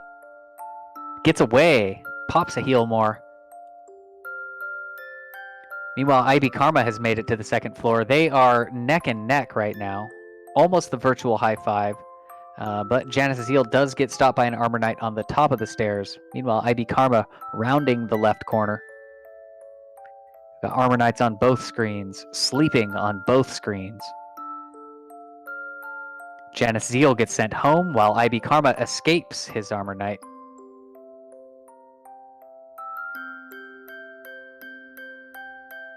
Armor Knight back attack with the sleep on IB Karma. Says, you're not getting away that easily. Breathes some fire on him. Still asleep.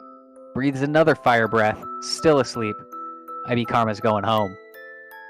And the music being very appropriate with all of these sleeps, with that being the nighttime city music. I was going to say, it sounds very sleepy. You're going to put me to sleep with this music. I'll be counting, instead of counting sheep, I'll be counting armored knights in my dreams. Janice Zeal opting to go for a grind, it looks like. Back to the blue dragons, demon knights, and other things in the desert, perhaps? I think he realized that he forgot something. I think they may have run out of keys and then realized that they needed a little bit more cash to restock. Oh, I see. That's right. I kind of forgot about that key situation. And yeah, a couple quick monster kills. Fortunately, the monsters outside of Tantagel are later game monsters that drop a decent amount of cash. That could be bad if there was nothing but like magicians and ghosts and red slimes that drop like 1 and 2 and 4 gold each. So at least they got that going for them.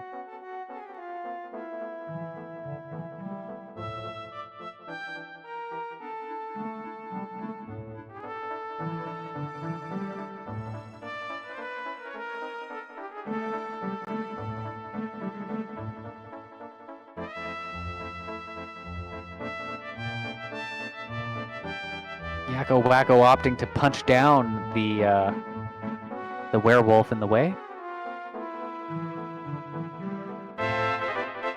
Star Wyvern, 2 monsters in a row that are not armored knights.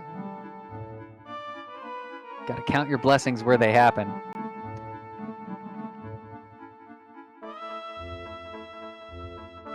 So Yakko Wacko making the way to the secret stairwell behind the throne room at the top of Charlotte Castle, going down to basement 2. Meanwhile, IB Karma getting slept, smacked, still asleep, smacked, wakes up, blocked, slept, and good night.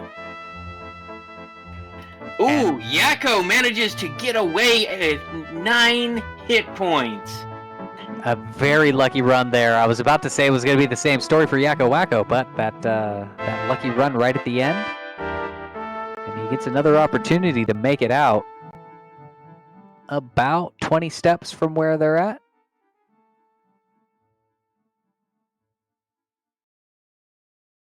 And Yakko Wacko can stop clenching for just a few moments as he makes it through the next couple floors into Zone 3.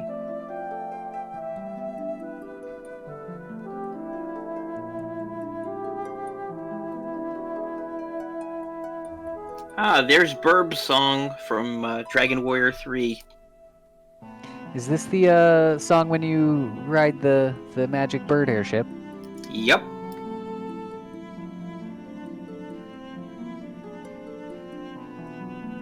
I actually never played through Dragon Warrior 3. I need to do that one of these days. But I recognize all these songs from Dragon Quest XI. Yep, they are also all in Dragon Quest XI at some point. Dragon Quest XI did a really good job of doing a lot of callbacks, and not just in Talkington. Although, let's be honest, Talkington was pretty much one big nostalgia trip. Yes. Nostalgia all around. I'm convinced that Sylvando is just Panon reborn. Well, he's a goof-off, only competent. But he also had that whole conversation with the king that was the exact same conversation that Panon has with the king of Stancia. Valid. Not the king, his father. Which Mm-hmm. was not a king, he was like a duke or something. Yeah. And now I gotta play that again. The Dawn. The Dawn, that's it. Yeah, Not Lordron to be makes a great confused with point here Corneo.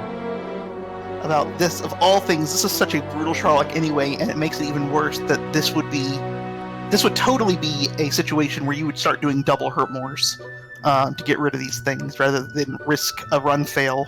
You know, two turns is a guaranteed kill versus, you know, one run fail keeps you 2 turns anyway, and yet we have no Hurtmore this scene. Hurtmore, Exactly. what's that? What's a Hurtmore? Then again, I don't know if you'd have enough magic in the seed, even at 255, to Hurtmore all these AKs and still get to the bottom. Yakko Wacko getting a chance to cast a heal more mid-fight against an Ooh, armored knight. hey! Welcome, RPG Limit Break Raid. That would be the other match that started an hour after this one that is now done. Welcome, Raiders. You are watching the sloggiest of slogs you ever did slog. To recap, what you really need to know is that Sharlock Castle has on the top zone, Zone 1 of Sharlock, has armored knights with a 75% sleep, 50% Dragonlord 2 breath, and a 12 out of 15 or 12 out of 16 resistance to stop spell. And those same armored knights are also 40% in Zone 3 of Sharlock.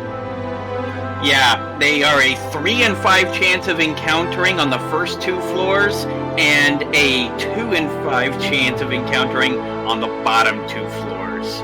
So that's really where the problem is.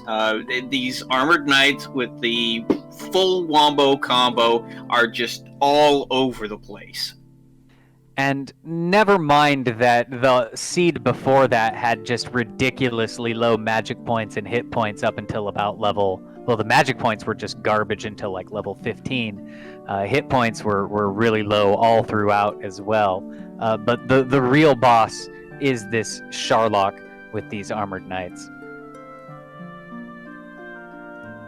Yakko Wacko making it about as far as we've seen for the last half hour or so, and Janice Zeal hot on his heels with the virtual high five surpasses Yakko.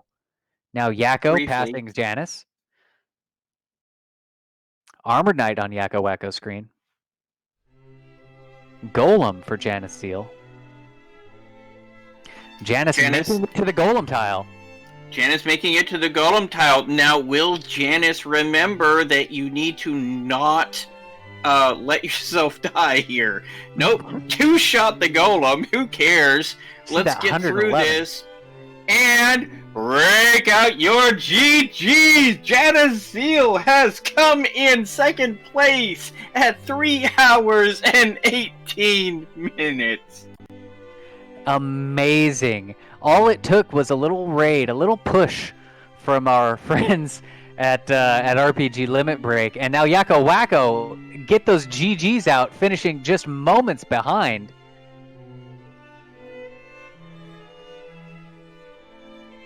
Double the GGs. Yakko Wacko, Janice Zeal finishing in I do have an official time for Genesis Eel, 3 hours, 18 minutes, and 14 seconds. Still waiting for the dot done on Yakko. IB Karma gets sent home by Armored Knight. Yakko Wacko does finish with that official time, 3 hours, 18 minutes, and 59 seconds.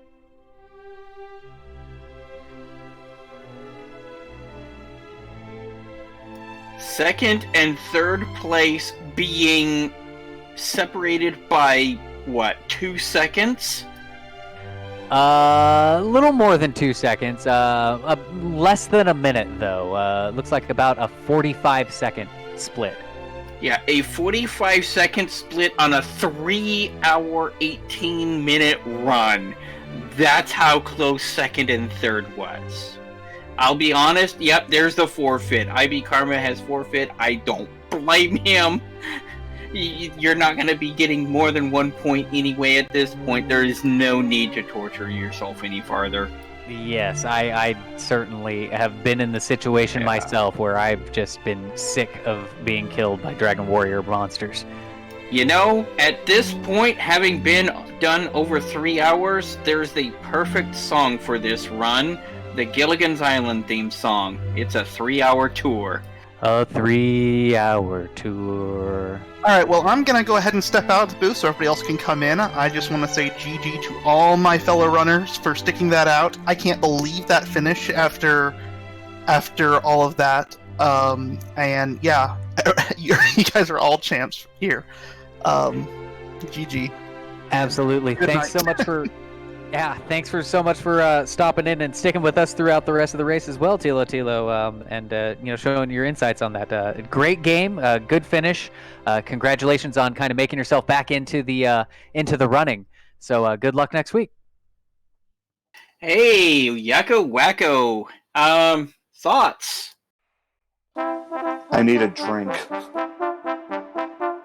Good lord. Make it a double. You know, the difference between you and Janice was 40 seconds.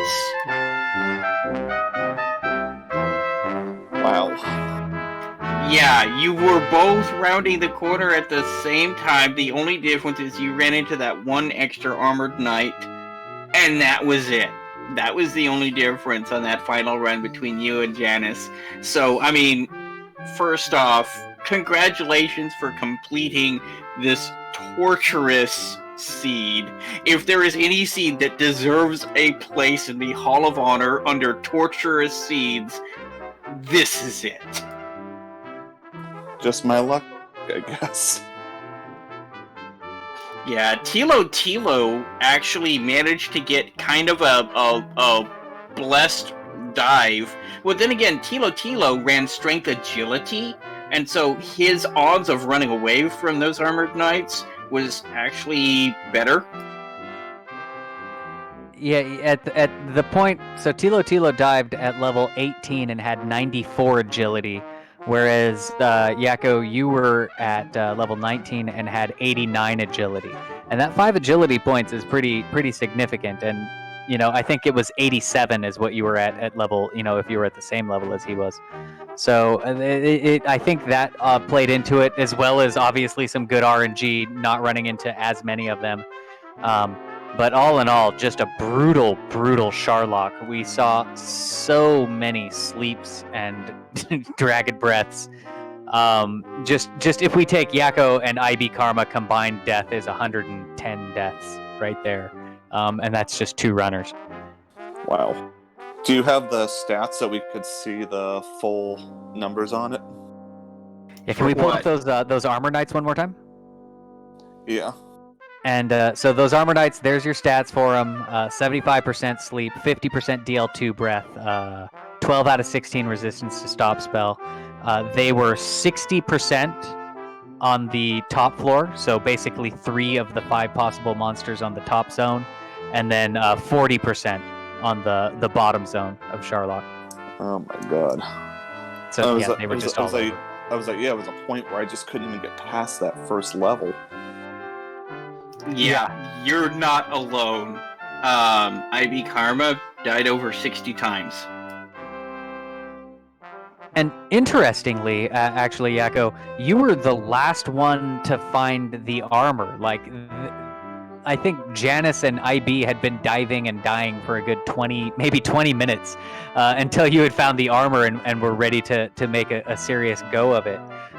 So just props on being able to come back from that. Once you got the armor, you grinded when it was necessary, and I think took a few less just brute force dives, and I think that really pulled in the, made it possible to just get that one that you needed to pull in the third there. Yeah, when I saw the clock hitting 3 hours, I'm like, okay, yeah, this might not happen at this point.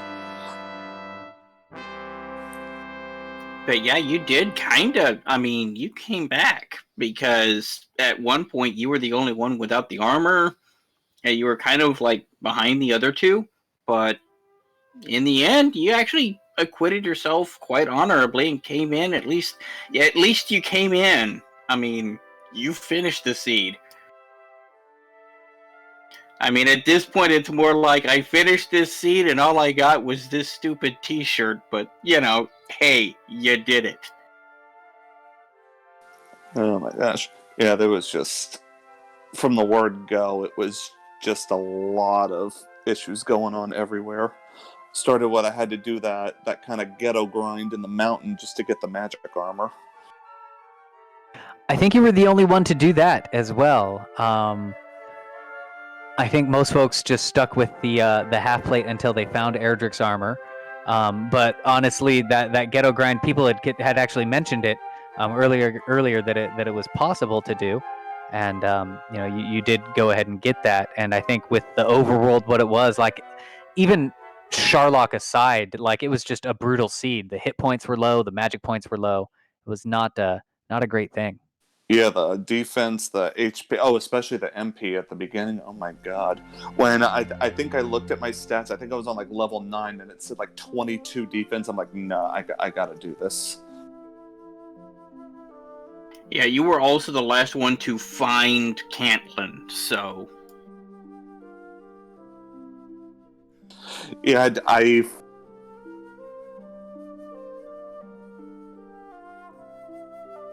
think you cut out there. Can you hear me? Now we can hear you, yes. Okay, I must have pushed the wrong button. But yeah, I thought that was a dead end. I was kind of rechecking everything. I'm like, okay, I know I'm missing something, so I'm kind of retracing all those steps, and then that's when I found it during that grind there.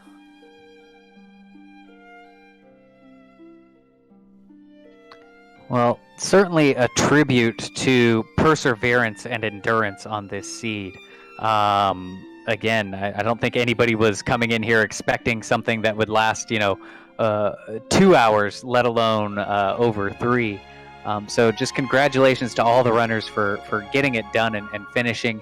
Even IB Karma, who did forfeit out, I mean, was pushing it right up to the end until it just became a foregone conclusion. So just well done, everybody, for finishing that up. Have you any thoughts about what's going on for next week? Have you thought about next week's flag set with the vanillish maps? I haven't had a chance to really look at it. What fun do we get to look at next week? Well, for week 5, it's gonna be the vanilla map, but the locations for all of the towns is going to be randomized. So you could have, theoretically, the 2 castles right next to each other. We'll have a neighboring kingdom seed. It could be that, or if you want something more like what this seed was, you could have Tantagel Castle where Cantlin normally is, which means it's very far away from everything else. So it plays to giving you some familiarity because you know where things are, or at least where the locations are. But again, all that shuffled, the treasures and everything are still shuffled and that. Now, the other thing is the weapon shops and spell learning are not randomized. So if you find, say, Remuldar, you'll know there's a broadsword in that shop available for sale. you run into, Breckenary, you know that there's not going to be anything better than that copper sword in that shop. You also know that you're not getting heal more until level, 15? And you're not getting hurt more until level 17. Oh, fun. But at least you get speed hacks and very fast XP gain. So at least we got that going for us. So that's a good trade-off there, yes. All right. Is Janice coming in for an interview? It looks like I don't think so. So yeah, have you got any last words, Yakko, before we kind of land this plane? We need to send the network sensors after the armored knights. Absolutely, those were definitely some nasty nights. Definitely some dark and stormy nights. Well, make sure that y'all watching give our runners some love. Tilo, Yakko Wacko, IB Karma, and Janice Seal for putting on an excellent race and, sticking through this log of a seed. Our restreamer tonight and seed roller, if you want somebody to blame, was Math Girl.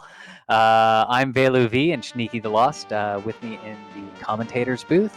We've got Kigalus and Kamion Renokai taking care of the tracker, making sure you know what all those stats and items are. You can visit the Discord.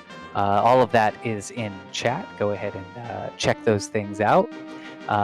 Coming up next for Dragon Warrior Randomizer League, not today, but rather tomorrow on the 26th, we're going to have a race at 2100 Eastern. That's 9 p.m. Eastern on RPG Limit Break. You can see the schedule coming up for Randomania channel as well on Friday, Saturday, and Sunday. It looks like there's some Final Fantasy 4, 5, and 6 randomizers going on, so make sure you check those out as well. I am Velu V, and with me is Sneaky the Lost, and we're saying good night and have a great evening. See ya.